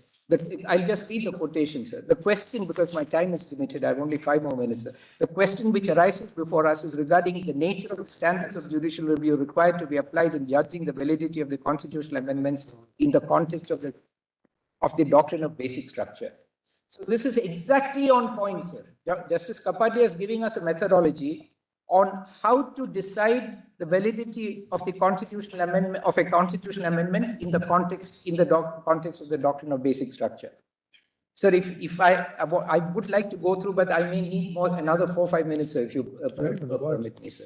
So, sir, para 23 says the recognition of a basic structure. It's a brilliant analysis, sir. Recognition of a basic structure in the context of amendment provides an insight that there are, beyond the words of particular provisions, systematic principles underlying and connecting the provisions of the Constitution. So what is clashing with the basic structure, sir, are the principles underlying the provisions, not the provisions themselves, is what Justice Kapadia is telling us. These principles give coherence to the Constitution and make it an organic whole. These principles are part of constitutional law, even if they are not expressly stated in form of rules. Now, this is a very important and significant limitation to the idea of basic structure, sir. Justice Kapadia is saying that if you want a principle underlying a provision to be part of the basic structure, it has already got to be a part of constitutional law, recognized by courts and binding on the legislature. So that prevents anyone from coming in and putting any random principle as a part of the basic structure by just putting it into the Constitution. So you have to go through a process where there is a law, there are principles that are established by courts, accepted and are binding on the legislature. Then you say, okay, that is the principle by which I will determine the nature of the provisions. He says the provision acquires its characteristic as a feature from this underlying principle, sir. So it's like saying there's a car. A feature in the car is it has steering wheels and brakes, and it has a radio. These are all features of the car. But some features are essential, like steering wheel and brake, but the radio is not essential. So Justice Kapadia says, I won't read the whole thing, sir. Justice Kapadia says, you look at the provision, you identify the underlying principle, and then from that underlying principle, the provision gets its features. And then you see where that underlying principle fits in the larger scheme of the Constitution, its goal and its scheme, its objects and its scheme. And then see whether it is a radio or a steering in relation to that whole scheme. If it is essential, then you say it is part of the basic structure. That underlying principle is part of the basic structure. And as I said, sir, that gives us the safeguard, a great safeguard, that unless a principle first becomes part of constitutional law, it cannot even be a non-essential feature of the Constitution. It cannot even be a non-essential feature of the Constitution. In my academic work, sir, I have emphasized this, and I've regretted that this has not been developed more to prevent, this is a safeguard to prevent random principles coming in. Now, sir, I will not read for lack of time, I will not read the rest of the passages, but I'm looking at para 22, para 23, para 25, para 28, and para 37. In 28, Justice Kapadia refers to the working test evolved by Chandrachud J in the election case, in which the learned judge has rightly enunciated with respect that for determining whether a particular feature of the Constitution is a part of its basic structure, one has perforce to examine in each individual case the place of the particular feature in the scheme of the Constitution, its object and purpose, the consequences of its denial on the integrity of the Constitution as a fundamental instrument of the country's governance. But I think Justice Kapadia's unique contribution is to qualify that the principle must be a part of constitutional law already and must be binding on the legislature. Sir, now finally, sir, in the last part, let us apply, sir, to apply this principle very quickly, so there's no time, 15.6 or 16.6. What is the underlying principle of 15.6 and 16.6, sir? The underlying principle is that those who are poor and are socially and educationally forward and therefore deprived of reservation must get reservation. This is the underlying principle. Now, this underlying principle is not an established principle in constitutional law. It is not binding on the legislature. And it is in violent conflict with principles of equality, with the features of the Constitution that already exist to advance its objectives, which have been recognized. I have a list of, I don't have time, but I can go through the cases and the specific basic structure principles they establish. Many of them are in Keshwan Bharati. All of you know that more than I do, so I don't wish to take time on that. If you wish, I can. So therefore, sir, if you apply this principle to this test, you easily come to the conclusion that these three provisions, compartmentalism, the forwardness as a precondition, the quality of forwardness as a precondition to get government assistance. So this can be extended as a general principle to all aspects of life, sir, not just restricted to reservation. And the letting loose reservation in this society without any restriction as a benign welfare activity, like a loan mela, right? Just go and give it. These three specific parts of 15.6 and 16.6, I think, very violently oppose or conflict with the basic structure. Last part, sir. Last part. What's the way forward, sir? What's the way forward? Looking at it from the point of view of the court, I think there are two ways forward, sir. Three ways forward. One is to strike it down. The other is to sustain it as it is. But I think there's a third way forward, sir, which does not involve reading down, does not involve severance, and can solve these by basic structure conflicts in one stroke, sir. What is that, sir? And that is to take, now, so this amendment is before you in two versions, sir, now, after these 2 weeks of discussion. It's there in two versions. One version I will call the constitutionalist version, sir, the constitutionalist version. The other version I'll call the forward class version, sir. So the forward class version. Now I'll take two parts of 15.6, 16.6 and see how it is interpreted in these two versions, sir. You take the phrase economically weaker section. In the forward class version, it is interpreted as socially and educationally forward classes with a creamy layer exclusion, and other than 15.4, 16.4 classes. But in the constitutionalist version, sir, you can read economically weaker sections because of its reference to economic weakness, not financial weakness, and to poverty. The entire justification of the union has been premised on poverty alleviation, sir. And poverty alleviation, as I said earlier, is a much broader context than financial incapacity. You can read it as below poverty line, BPL, with priority to the neediest, irrespective of caste and creed, sir. Send a strong signal to this country, sir, that we've reached a stage where we recognize poverty without respect to caste and creed. This is an opportunity to do that. So the constitutionalist interpretation of this phrase would be BPL with priority to the neediest, irrespective of caste and creed. Now, the more difficult one, the second phrase, other than the classes mentioned in clauses 4 and 5. There, the forward class interpretation is this is like a yellow star that the Nazis gave to Jews. You stick it on you, and wherever you go, you're a Jew. So if you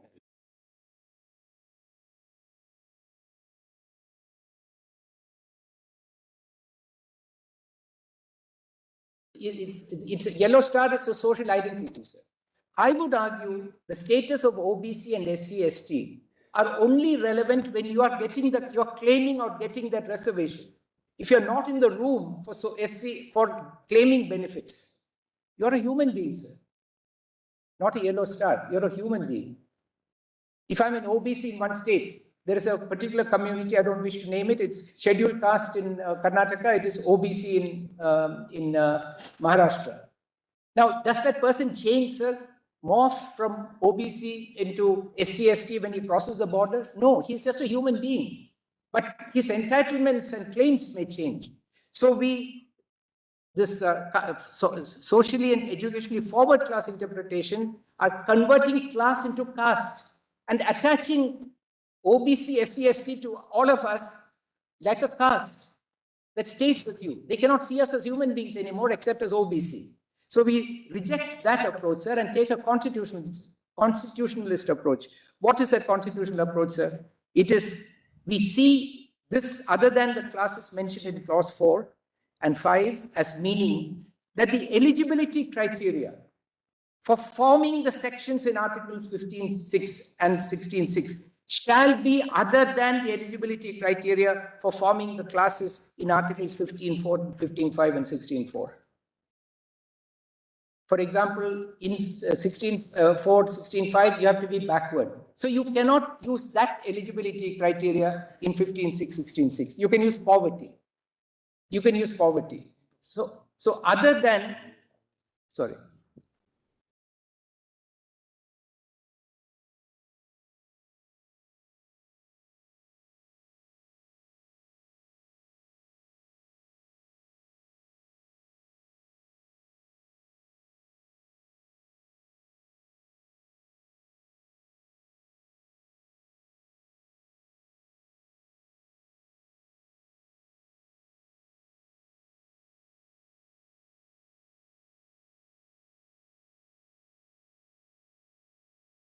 Sir, the Constitution is always at the level of criteria, sir, not at the level of identifying human beings. All these are criteria, whether it's EWS or OBC, SC/ST. The Constitution sets out criteria, broad criteria. So why are we reading the Constitution as referring to people and putting a yellow star on them? And why don't we refer to this as criteria? Now the question is, sir, last question is, this will not, as the bench had observed. So what are you saying? Yes. That other than means descriptively. Other than refers to the criteria, not to the people. The criteria shall be other than. Criteria means it has to be descriptive. See, criteria, we can call it, it's a matter of semantics. Yes. Other than means you have 4 socially and educationally backward. Yes. Now, other than can mean 2 things. The way we have understood so far is exclusionary. Yes. The other way to read, perhaps, is that this is descriptive. In addition to the category in 4, we have this category. What has been described in 4 and 5. What is described? In addition to that, we have this. Therefore, in that event, there is no exclusion. Yes. Then you have you can call it a silo, you can call it a separate container, where everybody competes on the basis of poverty.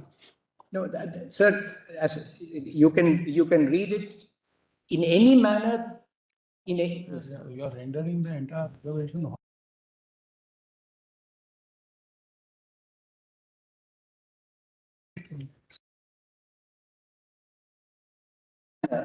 that is not a manner that is referring to human beings. Human beings. So, for example, criteria for sports persons is different from criteria for persons with disabilities. So, if you want to get horizontal reservations under either, you can be a scheduled caste woman who's a sports person and is disabled, and you have to deal with 4 sets of criteria. And there is nothing in interlocking reservation that says you cannot have multiple eligibility. So what Justice Jeevan Reddy said, interlocking.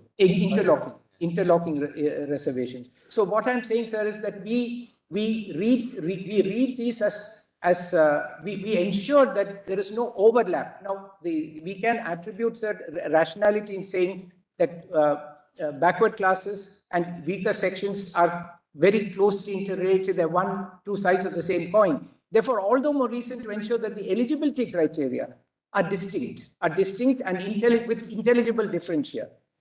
So here, for example, no need to put this criteria on what your stigma is or your social status is. You can just concentrate on the deprivation. This MPI, so the multi-dimensional poverty index criteria. You can do that, and here.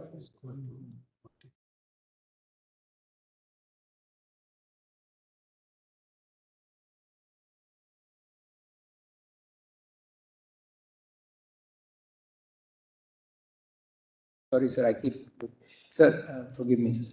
The last point I want to say, sir, is that, yes, this may mean that the political intention of providing a separate compartment for a particular group may not be achieved, but that is not the concern, sir, of a court.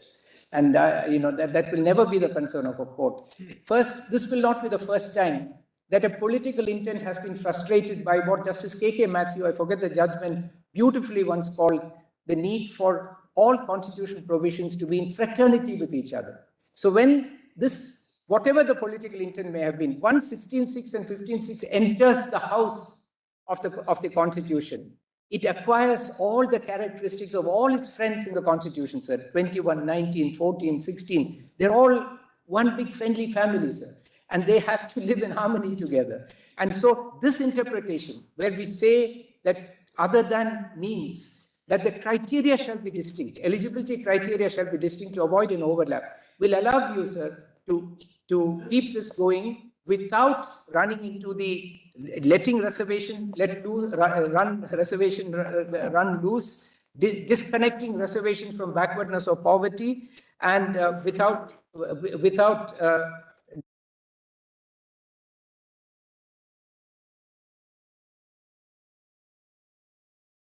that process.